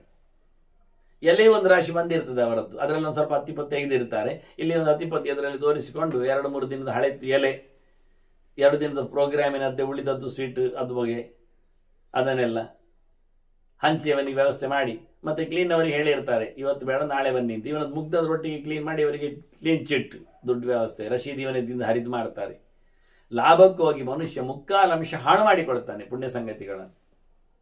ನಿನ್ನೆದ್ದೆ ಮೊನ್ನೆದ್ದೆ ಹಳತ್ತದ್ದೋ ಹಾಗದ್ದೋ ಹೇಳಿಕೊಂಡು ಹಾಳಾಗಿ ಏನು ಪ್ರಯೋಜನ ಇರದಾಗಿ ಹೋಗಿಬಿಡತ್ತೆ. ಅದೇ ಅವ್ರು ಹೇಳಿದ್ದಕ್ಕಿಂತ 30ಕ್ಕೆ ಹೋಗಿ 36 ಜನ ಆಗಿಬಿಟ್ರೆ 6 ಜನ ಹೆಚ್ಚಾಗಲಿಕ್ಕೆ ಹೋಗಿ ಇಲ್ಲಿ ಐಟಮ್ಗಳೆಲ್ಲ ಸ್ಕ್ಯಾರ್ಸಿಟಿ ಅಂತ ಹೇಳಿಕೊಂಡು ಇದ್ದದ್ದನ್ನೇ ಕಟ್ ಮಾಡಿ ಕತ್ತರಿಸಿ ಎಳೆದು ಹಾಳು ಮಾಡಿ ಊಟವನ್ನು ಸಹ ಕೈ ತೊಳೆದು ಬಿಡ್ತಾರೆ. ಒಂದು ಮಾಡ್ಲಿಕ್ಕೆ ಹೋಗಿ ಇನ್ನೊಂದಾಗೋ ದುರುದ್ದೇಶದ ಕಥೆಯನ್ನು ಉಲ್ಲೇಖ ಮಾಡಿದ್ರು ಇವರು ಕೂತ್ಕೊಂಡು. ಆದ್ರಿಂದ ಎಲ್ಲವನ್ನು ತೊರೆದು ಬಿಡು ಮಾರಾಯ, ಹಂಚಿಕೊಳ್ಳಬೇಡ. ಯಾವುದನ್ನು ಮಾಡಿಕೊಂಡಾಗಲೂ ಒಳ್ಳೆ ಬುದ್ಧಿವಂತಿಕೆ ಉಳಿಸಿಕೊಂಡು ಒಳ್ಳೆದಾಗಲಿಕ್ಕೆ. ಅಹಿಂಸ್ರಃ ಸರ್ವಭೂತಾನ ಮೈತ್ರಾಯಣ ಗತಿ ಚರೇತ್, ಪರಿಗ್ರಹನ್ ಪರಿತ್ಯಜ್ಯ ಭವೇತ್ ಬುದ್ಧ್ಯಾ ಜಿತೇಂದ್ರಿಯ. ಮನಸ್ಸು ಕೇಳಬೇಕು, ಮನಸ್ಸನ್ನು ಕೇಳಿಸ್ಬೇಕು. ಎಲ್ಲರೂ ಹೇಳಿದಾಗೆ ಮನಸ್ಸು ಬೇಕಲ್ಲ ಮಾರಾಯರೆ ಅಂತಾರೆ. ಮನಸ್ಸು ಅವನ ಕೈಯಲ್ಲಿಲ್ವಾ? ಇನ್ನೊಬ್ಬರ ಕೈಯಲ್ಲಿ ಇರುವುದಾ? ಅದು ಕೊಟ್ಟು ಬಂದಿರ್ತಾನ? ಬೇರೆ ಕಡೆ ಇಟ್ಟು ಹೋಗಿದ್ದಾನ? ಪ್ರಯತ್ನಿಸು ಮಾರಾಯ. ಏನು ಯಾರ ಹತ್ರ ಪಡಿಬೇಡ, ಪಡೆಯುವುದನ್ನು ಬಿಟ್ಟುಕೊಡು. ಸ್ವೀಕೃತಿ ಇಲ್ಲ, ನಿನ್ನಲ್ಲಿ ಯೋಗ್ಯತೆ ಇಲ್ಲ, ಬಿಡು ಅಂತ. ಯಾರಿಗೂ ತೊಂದರೆ ಮಾಡಬೇಡ, ಎಲ್ಲರ ಮೇಲೂ ಪ್ರೀತಿಯ ದಯೆ ಇರಲಿ. ಮೈತ್ರಾಯಣ ಗತಿ, ಇನ್ನೊಮ್ಮೆ ನಾವು ಚಿಂತನೆ ಮಾಡಿದ್ದೀವಿ ಇದನ್ನು. ಇಡೀ ಜಗತ್ತಿನಲ್ಲಿ ಭಗವಂತ ಸಂಚಾರ ಮಾಡ್ತಾನೆ ಅನ್ನತಕ್ಕ ಪ್ರೀತಿಯಿಂದ ಎಲ್ಲರಲ್ಲಿಯೂ ಪ್ರೀತಿಯನ್ನು, ದೇವರಿದ್ದಾನೆ ಅಂತ ಪ್ರೀತಿಯನ್ನು ತೋರಿಸು. ಯಾರಿಗೂ ನನ್ನಿಂದ ತೊಂದರೆ ಆಗಬಾರದು ಎನ್ನುವ ಗಮನಿಕೆ ನಿನಗಿರಲಿ.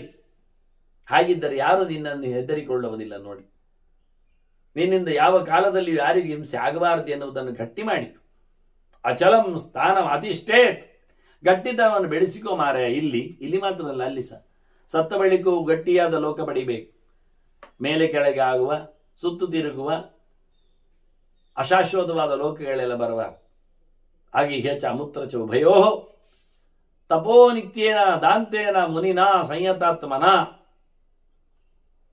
ಒಳ್ಳೆ ಆಲೋಚನೆ, ಭಗವದೆಚ್ಚರ, ಶಾರೀರಿಕವಾದ ವ್ರತ ನಿಯಮಗಳು, ನಿಗ್ರಹ, ಇಂದ್ರಿಯಗಳಿಗೆ ಆದಷ್ಟು ಉಪವಾಸ ಹಾಕುವ ಮೂಲಕ ಬೇಡದಿದ್ದ ಸಂಗತಿಗಳನ್ನು ಕೊಡದೆ ಮೌನ ವಹಿಸಿ ಭಗವಂತನ ಜಪತರ್ಪಣಗಳಲ್ಲಿ ನಿರತನಾಗಿದ್ದುಕೊಂಡು ಇಂದ್ರಿಯ ಲೋಲುಪನಾಗದೆ ಒಂದೊಮ್ಮೆ ನಿಂತರೆ ಅವನು ಖಂಡಿತವಾಗಿಯೂ ಗೆಲ್ಲಬೇಕಾದ್ದನ್ನು ಗೆಲ್ತಾನೆ. ಅಜಿತಂ ಜೇತುಕಾಮೇನ ಭಾವ್ಯಂ ಸಂಗೇಶು ಅಸಂಗಿನ. ಯಾರ ಜೊತೆಯಲ್ಲಿ ಸೇರಿಕೊಂಡ್ರು, ಯಾವುದರ ವಿಷಯದಲ್ಲಿ ಒಪ್ಪಿಕೊಂಡು ಬಿದ್ದುಕೊಂಡ್ರು ಅಸಂಗನಾಗಿರ್ಬೇಕು, ಮುಕ್ತನಾಗಿರ್ಬೇಕು, ಬಿಟ್ಟುಕೊಂಡಿರುವ ಹಾಗೆ ಆಗಲಿಕ್ಕೆ ಆಗ್ತದೆ. ಹಾಗೆ ಆಗಬೇಕು. ಗೆಲ್ಲಲಾರದ ಭಗವಂತನನ್ನು, ಈ ಸಂಸಾರವನ್ನು ಗೆದ್ದು ಆಚೆಗೆ ಹೋಗಬೇಕು ದೇವರಡೆಗೆ ಅನ್ನುವ ಎಚ್ಚರ ಆಗಬೇಕು ಅವನಿಗೆ. ಇಂದ್ರಿಯರ್ಗೃಹ್ಯತೆ ಯದ್ಯತ್ ತತ್ತತ್ ವ್ಯಕ್ತಮಿತಿ ಸ್ಥಿತಿ. ನಮ್ಮ ಇಂದ್ರಿಯಗಳಿಗೆ ಗೋಚರವಾಗುವುದೆಲ್ಲ ವ್ಯಕ್ತ ಅಂತ ಅರ್ಥ. ಕಣ್ಣಿಗೆ ಕಾಣುವಂಥದ್ದು, ಕೈಗೆ ಸಿಗುವಂಥದ್ದು, ಕಿವಿಗೆ ಕೇಳುವಂಥದ್ದು, ನಾಲಿಗೆಗೆ ಹಿಡಿಸುವಂಥದ್ದು, ಮೈಗೆ ತಾಗುವಂಥದ್ದೆಲ್ಲ ಅದು ವ್ಯಕ್ತ ಅಂತ ಅರ್ಥ. ಕೇವಲ ಇದು ಮಾತ್ರ ಅಲ್ಲ, ಅವ್ಯಕ್ತವಾದದ್ದುಂಟು, ಇಂದ್ರಿಯಗಳಿಗೆ ಅಗೋಚರವಾದದ್ದುಂಟು. ಅದನ್ನೆಲ್ಲ ನಾವು ತರ್ಕದಿಂದ, ಅದರ ಕಾರಣದಿಂದ, ಅದರ ನೆಲೆಯಿಂದ ನಾವು ಅದನ್ನು ಊಹಿಸಲಿಕ್ಕೆ ಬರ್ತದೆ. ಒಂದು ದೃಷ್ಟಿಯಿಂದ ಅದನ್ನು ಮಾಡಬೇಕು ಅಂತ ನಾವು ವಾಸ್ತವವಾಗಿ ಅವ್ಯಕ್ತಮಿತಿ ವಿಜ್ಞೇಯಂ ಲಿಂಗಗ್ರಾಹ್ಯಂ ಅತೀಂದ್ರಿಯಂ. ಇಂದ್ರಿಯಕ್ಕೆ ಸಿಗಲಾರದ್ದು ಇರ್ತದೆ ಸಂಗತಿಗಳು ಸೂಕ್ಷ್ಮವಾಗಿ. ಅದು ನಮಗೆ ಅದರದ್ದು ಏನೋ ಒಂದು ಲಕ್ಷಣದಿಂದ ಕಾಣುತ್ತದೆ ಅಷ್ಟೇ, ಮತ್ತೇನಿಲ್ಲ ಅಂತಾನೆ. ಇಲ್ಲೆಲ್ಲ ನೀರು ಜಾಸ್ತಿ ಆದದ್ದು ನೋಡಿದಾಗ ಏನು ಜಾಸ್ತಿ ಆಯಿತು, ಏನು ಜಾಸ್ತಿ ಆದದ್ದಲ್ಲ, ಅದು ಮೇಲಕ್ಕೆ ಬೆಟ್ಟದ ಮೇಲೆ ಗುಡ್ಡೆಯಲ್ಲಿ ಮಳೆ ಬಂದಿದೆ, ಅದರಿಂದ ತಗ್ಗಿನಲ್ಲಿ ನೀರು ಹೆಚ್ಚಾದದ್ದು. ನಾನು ಕಾಣಲಿಲ್ಲ, ನಿನಗೆ ಕಾಣುವುದಿಲ್ಲ. ಈ ಲಕ್ಷಣದಿಂದ ಗುರುತಿಸಬೇಕು. ಇಲ್ಲಿ ನೀರು ಹೆಚ್ಚಾದರ ಕತೆ ಅಲ್ಲಿ ಬಂದಿದೆ ಅಂತ ಅರ್ಥ. ಈ ವಿಮಾನ ಚಿಟ್ಟೆಗಳ ಹಾರಾಟ ತಗ್ಗಿನಲ್ಲಿ ಆದರೆ ಬಿಸಿ ಹೆಚ್ಚಾಗಿದೆ ಅಂತ ಅರ್ಥ, ಮಳೆ ಬರ್ತದೆ ಅಂತ ಅರ್ಥ. ಅವುಗಳದನ್ನು ಲಕ್ಷಣವನ್ನು ಕೊಡ್ತಾ ಇದ್ದವು. ಯಾಕೆ? ಅವುಗಳಿಗೆ ಸೆಕೆಯಿಂದ ಒಳಗೆ ಕೂತ್ಕೊಳ್ಳಿಕ್ಕೆ ಆಗ್ತಾ ಇಲ್ಲ, ಹೊರಗೆ ಹಾರಿ ಬಂದು. ಹೀಗೆ ಲಿಂಗಗ್ರಾಹ್ಯ ಏನೋ ಒಂದು ಕಾರಣದಿಂದ, ಗಮನಿಕೆಯಿಂದ, ಚಿಹ್ನೆಯಿಂದ ಕೆಲವು ಗುರುತಿಸಲಿಕ್ಕೆ ಬರ್ತದೆ. ಕಣ್ಣಿಗೆ ಕಾಣುವಂಥದ್ದಲ್ಲ, ಕೆಲವೊಮ್ಮೆ ಎಲ್ಲಿಯೋ ದೂರದಲ್ಲಿ ಆದ ಘಟನೆಗಳು ಊಹಿಸಲಿಕ್ಕೆ ಬರ್ತದೆ. ಅತೀಂದ್ರಿಯ ಕೆಲಸ, ಅದನ್ನು ಅವ್ಯಕ್ತ ಅಂತ ಕರೀತಾರಂತ ಸಂದರ್ಭ. ಇದು ದೇವರ ವಿಷಯದಲ್ಲಿ ಹಾಗೆ. ಅದನ್ನು ಅವಿಸ್ರಂಭೇನ ಕರ್ತವ್ಯ ವಿಸ್ರಂಭೇ ಧಾರೆಯೇನ ಮನಃ. ಯಾವತ್ತೂ ವಿಶ್ವಾಸ ಇಲ್ಲದಿದ್ದಾಗ ಕೆಲಸ ಮಾಡಬಾರ್ದು. ಮನಸ್ಸನ್ನು ವಿಶ್ವಾಸದಲ್ಲಿ ತಂದುಕೊಂಡೇ ಕೆಲಸ ಮಾಡಲಿಕ್ಕೆ ಹೋಗಬೇಕು. ಅದೇ ಮನಸ್ಸನ್ನು ಮತ್ತೆ ಪ್ರಾಣೇ ನಿಗರಣೀಯಾತ್, ಮತ್ತೆ ಪ್ರಾಣಂ ಬ್ರಹ್ಮಣಿ ಧಾರೆ. ಜೀವ ಪ್ರಾಣನನ್ನು, ಪ್ರಾಣನಲ್ಲಿ ಭಗವಂತನನ್ನು ಉಪಾಸನೆ ಮಾಡುವ ಟೆಕ್ನಾಲಜಿ. ಇಡೀ ದೇಹದಲ್ಲಿನ ಚೇಷ್ಟೆಯಲ್ಲಿ ಜೀವ ಭಗವಂತನನ್ನು ಕಾಣಲಿಕ್ಕೆ ಮಾಧ್ಯಮದಲ್ಲಿ ಪ್ರಾಣನನ್ನು ಚೇಷ್ಟೆ ಮಾಡಿಸುವವನನ್ನು, ಉಸಿರಿನಲ್ಲಿ ದೇವರನ್ನು ಕಾಣುವ ಬಗೆ, ಉಸಿರಿನಲ್ಲಿ ಭಗವಂತನ ದರ್ಶನ ಆಗಲಿಕ್ಕೆ ಜೀವ ಪ್ರಯತ್ನಿಸಬೇಕು. ಅದಕ್ಕೋಸ್ಕರ ಮನಸ್ಸನ್ನು ಗಟ್ಟಿ ಮಾಡಿಕೊಳ್ಳಬೇಕು, ಹೊರಗಿನ ಸಂಬಂಧವನ್ನು ಕಳಚಿಕೊಳ್ಬೇಕು ಅವನು ಆ ದೃಷ್ಟಿಯಿಂದ. ಹೀಗೊಂದು ಅವ್ಯಕ್ತವಾದ ವಿಷಯದೆಡೆಗೆ ವ್ಯಕ್ತವಾದ ಪ್ರಪಂಚದಿಂದ ಧಾಮನ. ನಿರ್ವೇದಾದೇವ ನಿರ್ವಾರ್ಯಾತ್, ಎಲ್ಲ ಬಿಡ್ಲಿಕ್ಕೆ ಇಷ್ಟಪಡಬೇಕು.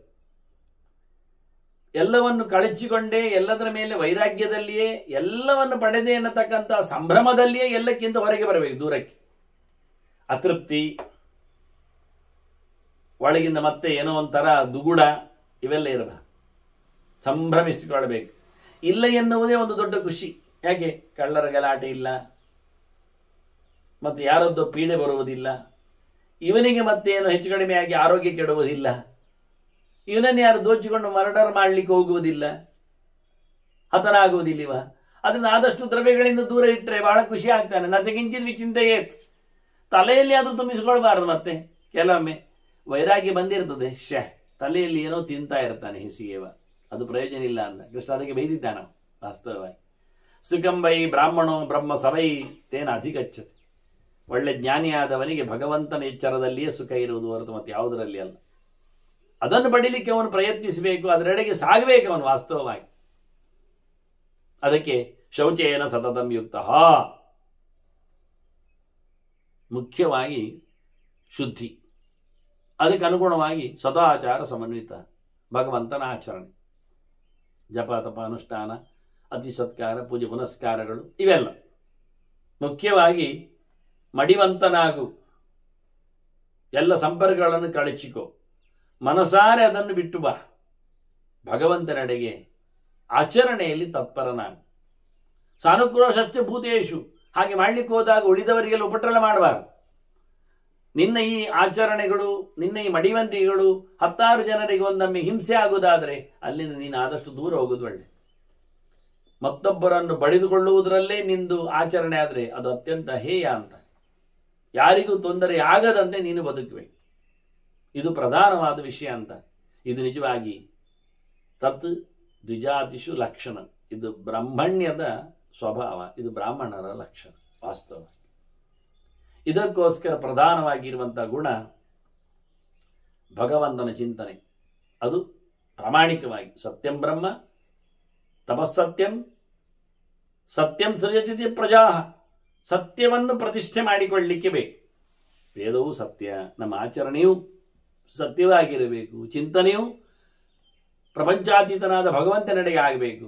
ಆ ದೇವರೇ ಇಡೀ ಜಗತ್ತನ್ನು ಸೃಷ್ಟಿ ಮಾಡಿದ್ದಲ್ಲ, ಆದ್ರಿಂದ ಸತ್ಯೇನ ಧಾರ್ಯತೆ ಲೋಕಃ ಸ್ವರ್ಗಂ ಸತ್ಯೇನ ಗಚ್ಚತಿ.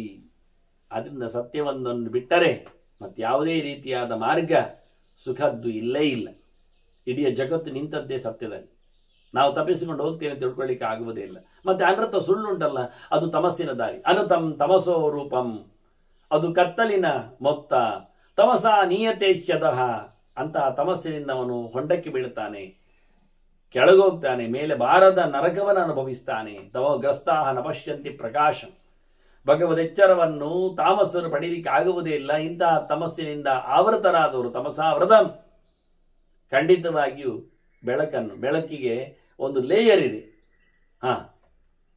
ತತ್ವಂ ಭೂಷಣ ಭಾವರಣ ಸತ್ಯ ಧರ್ಮಾಯ ದೃಷ್ಟಯೇ ಅಂತ ಕೇಳಿಕೊಂಡ ಭೂಷಣೇಕರ್ಷೇ ಅವ ಸೂರ್ಯ ಪ್ರಾಜಾಪತ್ಯ ವ್ಯೂಹರಶ್ಮೇನ್ ಯತ್ತೇ ಕಲ್ಯಾಣತಮಂ ರೂಪಂ ತತ್ತೇ ಪಶ್ಯಾಮಿ ಅಂತ. ಹಿರಣ್ಮಯನ ಪಾತ್ರೇಣ ಸತ್ಯಸ್ಯ ಅಭೀತಂ ಮುಖಂ. ಹೇಗೆ ಸೂರ್ಯಮಂಡಲ ಅದರ ಆಚೆಗೆ ಭಗವಂತ ಇದ್ದಾನೆ, ಬಂಗಾರದ ಬಟ್ಟಲದನ್ನು ಮುಚ್ಚಿಕೊಂಡಾಗಿ ಉಂಟು ಅಂತ, ಅದರ ಆಚೆಗೆ ದೇವರು ಕಾಣುವಂತೆ ಆಗಬೇಕು ಅಂತ, ಅದೇ ದೊಡ್ಡ ಸಂಗತಿ ಅಲ್ಲ ಅಂತ. ಹಾಗಾಗಿ ಆ ರೀತಿಯಾಗಿ ಪ್ರಕಾಶ ಮುಚ್ಚಿದೆ ಅಜ್ಞಾನದಿಂದ, ಬಾಹ್ಯ ಲೋಕದ ಸಂಪರ್ಶದಿಂದ, ಆಸೆಗಳ ಬದುಕಿನಿಂದ. ಅದನ್ನು ಕಳ್ಕೊಂಡು ಬರಬೇಕು. ಅದನ್ನು ಸ್ವರ್ಗ ಪ್ರಕಾಶ ಇತ್ಯಾಗ. ಒಳ್ಳೆಯ ಆನಂದ ಅಂದರೆ ಸ್ವರ್ಗ ಅಂದರೆ ಅದು ಪ್ರಕಾಶ ಅಂತ ಅರ್ಥ. ನರಕಂತಮೋಯವಚ, ಕತ್ತಲು ಅಂದರೆ ಅದು ನರಕವೇ. ಯಾವುದನ್ನು ಮಾಡ್ತೇನು? ಸತ್ಯಾನೃತಾದ ತಮ್ಮ ಭಯಂ ಅದು ಭಯಂ ಪ್ರಾಪ್ಯತೆ ಜಗತೀಚರೈ. ಸುಳ್ಳಿನಿಂದ ಸತ್ಯದಿಂದ ಲೋಕದಲ್ಲಿನ ಜನರಿಂದ ಸ್ವರ್ಗ ನರಕ ಸಿಗ್ತದೆ, ಸತ್ಯದಿಂದ ಸ್ವರ್ಗ ಸಿಗ್ತದೆ, ಸುಳ್ಳಿನಿಂದ ನರಕ ಆಗ್ತದೆ. ಆದ್ದರಿಂದ ಸತ್ಯವೇ ಸ್ವರ್ಗ, ಸುಳ್ಳೇ ನರಕ. ಅದನ್ನು ಇಷ್ಟಪಡಬೇಕು, ಅವನು ನೋಡಬೇಕಾಗಿ ಬದುಕಿನಲ್ಲಿ ಹೇಗಿರ್ತಾನೆ ಅಂತ. ತತ್ರತ್ವೈವಂ ವಿಧಾಲೋಕೆ ವೃತ್ತಿ ಸತ್ಯಾನತೆ ಭವೇತ್. ಆದ್ದರಿಂದ ಪ್ರತಿಯೊಬ್ಬರ ಬದುಕು ಸುಳ್ಳು ಸತ್ಯದ ಸಂತೆ. ಯಾರು ಸತ್ಯನಿಷ್ಠರಾಗಿ ಬದುಕ್ತಾರೆ ಅವರು ಧರ್ಮವನ್ನು ನಡೆಸ್ತಾರೆ. ಯಾರು ಧರ್ಮವನ್ನು ನಡೆಸ್ತಾರೆ ಅವರು ಬೆಳಕನ್ನು ನೋಡ್ತಾರೆ. ಯಾರು ಬೆಳಕನ್ನು ನೋಡ್ತಾರೆ ಅವರು ಸುಖವನ್ನು ಅನುಭವಿಸ್ತಾರೆ.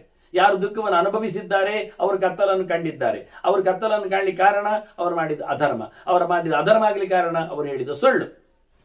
ತತ್ರದೇವಂ ವಿಧಾಲೋಕೆ ವೃತ್ತಿ ಸತ್ಯಾಸತೆ ಸತ್ಯಾನೃತೆ ಭವೇತ್. ಧರ್ಮ ಧರ್ಮವು ಪ್ರಕಾಶಶ್ಚ ತಮಃ ದುಃಖಂ ಸುಖಂ ತಥಾ ಅಂತ. ಹಾಗಾಗಿ ಮನುಷ್ಯನಿಗೆ ಸುಖವನ್ನು ಪಡೆಯುವುದರಲ್ಲೇ ತಾತ್ಪರ್ಯ ಎನ್ನುವುದು ಅರ್ಥ ಆಗಬೇಕು. ಅದು ಯಾವಾಗ? ಶರೀರದಿಂದಲೂ ಮನಸ್ಸಿನಿಂದಲೂ ವಾಚಿಕವಾಗಿಯೂ. ಶಾರೀರೈಹಿ ಮಾನಸೈಹಿ ದುಃಖೈಹಿ ಸುಖೇಶ್ಚಾಪ್ಯ ಸುಖೋದಯೈಹಿ. ಇಲ್ಲಿ ಬಂದಾಗ ಕೇವಲ ಶರೀರದಿಂದ ನಮಗೆ ಸುಖವೇ ಆಗುವುದಿಲ್ಲ, ದುಃಖ ಆಗ್ತದೆ. ಮನಸ್ಸಿನಲ್ಲಿ ದುಃಖವೇ ಕಾಣುತ್ತದೆ. ಸುಖವೂ ಸಹ ದುಃಖವನ್ನೇ ಉಂಟು ಮಾಡ್ತದೆ. ಮತ್ತೆ ಬಂದರೂ ಸಹ ನೆಕ್ಸ್ಟ್ ಚೇಂಜ್ ಅದೇ ಅಲ್ವಾ? ಆದ್ರಿಂದ ಇಡೀ ಲೋಕವೇ ಲೋಕ ಸೃಷ್ಟಂ ಪ್ರಪಶ್ಯಂತಹ ನಮುಹ್ಯಂತಿ ವಿಚಕ್ಷಣ. ಇಡೀ ಜಗತ್ತೇ ಹೀಗೆ ಸುಖ ದುಃಖಾತ್ಮಕವಾಗಿದೆ. ಅದರಲ್ಲಿಯೂ ದುಃಖ ಹೆಚ್ಚು ಮಯ ಆಗಿದೆ, ಸುಖ ಬಂದಿದ್ರೂ ಅದು ಮುಂದಕ್ಕೆ ದುಃಖವನ್ನು ಹುಟ್ಟಿಸುವುದರಿಂದ ಇದನ್ನು ಚೆನ್ನಾಗಿ ತಿಳ್ಕೊಂಡ್ರೆ ತಿಳಿದವನು ಮೋಹಗೊಳ್ಳುವುದಿಲ್ಲ, ಇಷ್ಟಪಡ್ತಾನವನು. ಹಾಗಾಗಿ ಅವನ ತತ್ರ ದುಃಖ ವಿಮೋಕ್ಷಾರ್ಥಂ ಪ್ರಯತೇತ ವಿಚಕ್ಷಣ. ಬುದ್ಧಿಮಂತ ದುಃಖ ತಪ್ಪಿಸ್ಲಿಕ್ಕೆ ಸುಖಕ್ಕಾಗಿ ಪ್ರಯತ್ನಿಸಬೇಕು, ವಿಮೋಕ್ಷಾರ್ಥ. ಹಾಗೆ ದುಃಖದ ವಿಮೋಕ್ಷಕ್ಕಾಗಿ ಪ್ರಯತ್ನ ಮಾಡಿದಾಗ ಇಲ್ಲಿರತಕ್ಕ ಸುಖಗಳು ಸುಖ ಅಲ್ಲ. ಸುಖಂ ಹಿ ಅನಿತ್ಯಂ ಭೂತಾನಂ ಇಹಲೋಕೆ ಪರತ್ರಚ. ಸ್ವರ್ಗಕ್ಕೆ ಹೋದ್ರೂ ಸುಖ ನಿರಂತರ ಅಲ್ಲ, ಪತನದ ಭಯ ಇದೆ, ಕೆಳಗೆ ಬೀಳ್ಲಿಕ್ಕುಂಟವನು. ಮತ್ತೆ ಅದು ಹೇಗೆ ಕೇಳಿದರೆ ರಾಹುಗ್ರಸ್ತಸ್ಯ ಸೋಮಸೇತ ಜ್ಯೋತ್ಸ್ನಾನ ಭಾಸತೆ. ಹುಣ್ಣಿಮೆಯ ಚಂದ್ರನಿಗೆ ರಾಹು ಗ್ರಹಣ ಆಗಿದೆ ಅಂದಾಗ ಬೆಳೆದಿಂಗಳು ಕಾಣುವುದಿಲ್ಲ, ಹೀಗೆ ಕತ್ತಲಾಗ್ತದೋ ಹಾಗೆ ಮನುಷ್ಯನಿಗೆ ತಥೋ ತಮೋಭಿಭೂತಾನಾಂ ಭೂತಾನಾಂ ಭ್ರಶ್ಯತೆ ಸುಖಂ. ಅಜ್ಞಾನ ಉಳ್ಳವರಿಗೆ, ಕತ್ತಲು ಕಳೆದವರಿಗೆ, ಕೆಟ್ಟ ಆಚರಣೆಯವರಿಗೆ, ಅಧರ್ಮ ಮಾಡಿದವರಿಗೆ ಎಂದೂ ಸಹ ಬೆಳಕು ಕಾಣುವುದಿಲ್ಲ, ಅವರು ಬೆಳಕಿಗೆ ಬರುವುದಿಲ್ಲ, ಅವರು ಹಾಳಾಗ್ತಾರೆ. ಹಾಗಾಗಿ ಇದನ್ನು ಬಿಟ್ಟುಕೊಟ್ಟು ಸುಖದೆಡೆಗೆ ಸಾಗಲಿಕ್ಕೆ, ಪರಮಾಸುಖಕ್ಕೆ, ಆತ್ಯಂತಿಕವಾದ ಸುಖ ಮೋಕ್ಷ ಸಾಗಲಿಕ್ಕೆ ಸಾಧನೆಯನ್ನು ಮಾಡಬೇಕು. ತತ್ಕಲು ದ್ವಿಧಂ ಅಂತಾರವರು. ಸುಖ ಮುಚ್ಯತೆ ಶಾರೀರಂ ಮಾನಸಂಚ. ಸುಖ ಅಂದರೆ ಎರಡು ಬಗೆ ಉಂಟು ನೋಡು. ಶರೀರದಲ್ಲಿ ಸುಖ ಆಗುತ್ತೆ, ಮನಸ್ಸಿಗೂ ಸುಖ ಆಗುತ್ತೆ. ಸರ್ವಾರಂಭ ಪ್ರವೃತ್ತೆಯ ಸುಖಾರ್ಥ. ಎಲ್ಲರೂ ಕೆಲಸ ಮಾಡುವುದು, ಎಲ್ಲ ಕೆಲಸ ಯಾಕೆ? ಸುಖಕ್ಕಾಗಿ ಅಲ್ವಾ? ಎಲ್ಲರ ಕೆಲಸ, ಎಲ್ಲ ಬಗೆಯ ಕೆಲಸವು ಸುಖ ಪಡೀಲಿಕ್ಕೆ ಅಂತ. ಏನು ಕೆಲಸಗಳಿರ್ತಾವೆ ಮನುಷ್ಯನ ಪ್ರವೃತ್ತಿಯಲ್ಲಿ? ಮೂರು ಬಗೆ: ಧರ್ಮ, ಅರ್ಥ, ಕಾಮ ಅಂತ. ಧರ್ಮಕ್ಕಾಗಿ ಧರ್ಮದಲ್ಲಿ, ಅರ್ಥಕ್ಕಾಗಿ ಅರ್ಥದಲ್ಲಿ, ಕಾಮಕ್ಕೆ ಕಾರ್ಯದಲ್ಲಿ. ಕಾಮ ಅಂದ್ರೆ ಬಯಕೆ ಇಟ್ಟುಕೋ. ಏನು ಬಯಸ್ತಾನೆವ? ಏನು ಬಯಸ್ಬೇಕು ಅವನಿಗೆ? ಧರ್ಮ ಮಾಡುವವನಿಗೂ ಬಯಕೆಯಲ್ಲಿರುವುದು ಸುಖವಾಗಬೇಕು ಅಂತ. ಇಲ್ಲಿ ಅಲ್ಲ, ನಾಳೆ ಅದು ಮಾಡುವಾಗ, ಧರ್ಮ ಉಪವಾಸ ಧರ್ಮ ಮಾಡುವಾಗ, ಕೈಕಾಲು ಮಡಿಸಿ ಕೂತ್ಕೊಂಡು ಜಪ ಅನುಷ್ಠಾನ ಎಲ್ಲ ಮಾಡುವಾಗ, ಆ ಧರ್ಮ ನಡೆಸುವಾಗ ದುಃಖ ಆಗ್ತದೆ. ಆದರೆ ನಾಳೆ ಸುಖ ಆಗ್ತದೆ, ಸ್ವರ್ಗ ಸಿಗ್ತದೆ, ಮೋಕ್ಷ ಸಿಗ್ತದೆ, ದೇವರ ಎಚ್ಚರ ಆಗ್ತದೆ ಅಂತಲ್ವಾ? ಧರ್ಮದಿಂದಲೂ ಬಯಸುವುದೇನು ಸುಖವನ್ನೇ, ಅರ್ಥದಿಂದಲೂ ಬಯಸುವುದೇನು ದುಡ್ಡು ಮಾಡಿದ ದುಡ್ಡನ್ನು ಯಥೇಷ್ಟವಾಗಿ ಖರ್ಚು ಮಾಡಿಕೊಂಡು ಬೇಕಾದ್ದನ್ನು ಪಡೀಲಿಕ್ಕೆ ಆಗ್ತದೆ, ಇರ್ಲಿಕ್ಕೆ ಬರ್ತದೆ, ಮನೆ ದೊಡ್ಡದು ಮಾಡ್ಲಿಕ್ಕೆ ಆಗ್ತದೆ, ತನ್ನ ಸುಖಕ್ಕಾಗಿ. ಮತ್ತೇನು? ಅರ್ಥದಿಂದಲೂ ಪಡೆದ ಸುಖವನ್ನೇ, ಧರ್ಮದಿಂದಲೂ ಪಡೆದ ಸುಖವನ್ನೇ. ಹಾಗಾದ್ರೆ ಅದು ಕಾಮ ಎನ್ನುವ ಮೂರನೇ ವರ್ಗ, ಅದು ಕಾಮ್ಯ, ಬಯಸಿದ್ದು ಬಯಕೆ. ಏನು ಕೇಳಿದ್ರೆ ಸುಖದ ಬಯಕೆ. ಆಗ ಸುಖದ ಬಯಕೆಗೋಸ್ಕರ ಧರ್ಮಾರ್ಥಗಳು ಬೇಕು. ಮನುಷ್ಯ ಮಾಡುವ ಕರ್ಮಗಳು 4 ವಿಧದ ಪುರುಷಾರ್ಥದಲ್ಲಿ ಮೋಕ್ಷ ಒಂದು ಪರಮೋಚ್ಚವಾದದ್ದು. ಬಿಡಿ, ಈ ತ್ರಿವರ್ಗದಲ್ಲಿ ರಾಜರಲ್ಲಿ ಇರಬೇಕಾದ್ದು, ಎಲ್ಲರಲ್ಲಿ ಇರಬೇಕಾದ ಧರ್ವರ್ಗದಲ್ಲಿ ಕಾಮ್ಯ ಸುಖವಾದದ್ದು ಅದು ಧರ್ಮಾರ್ಥಗಳಿಂದಲೇ ಲಭ್ಯವಾಗುವಂಥದ್ದು. ಅದನ್ನು ಚೆನ್ನಾಗಿ ನಡೆಸಿಕೊಳ್ಳಲಿಕ್ಕೆ ಬೇಕು. ಧರ್ಮ ವಿರೋಧ ಆಗುವಂಥ ಅರ್ಥದ ಸಂಪಾದನೆ ಮಾಡಲಿಕ್ಕೆ ಹೋಗಬಾರದು. ಅರ್ಥದ ಸಂಪಾದನೆಯಲ್ಲಿ ಧರ್ಮವನ್ನು ಬೆಳೆಸಲಿಕ್ಕೆ ನೋಡಬೇಕು. ಅದು ಎರಡರಲ್ಲಿ ಸಹ ಸುಖವನ್ನು ಪಡೆಯುವಂತೆ ಆತ ಮಾಡ್ತಾನೆ, ಇರ್ತಾನೆ ಎನ್ನುವ ನೆಲೆಯಲ್ಲಿ ಬಹಳ ಸುಂದರವಾದ ಸುಖದ ಚಿಂತನೆಯನ್ನು ಭೃಗು ಋಷಿಗಳು ಮತ್ತು ಒಂದಿಷ್ಟು ಭರದ್ವಾಜರು ಹೇಳ್ತಾರೆ. ಮತ್ತೆ ಕೇಳುವ ವಂದನೆಗಳೊಂದಿಗೆ ಶ್ರೀಕೃಷ್ಣ ನಾರಾಯಣ ನಾರಾಯಣ ನಾರಾಯಣ.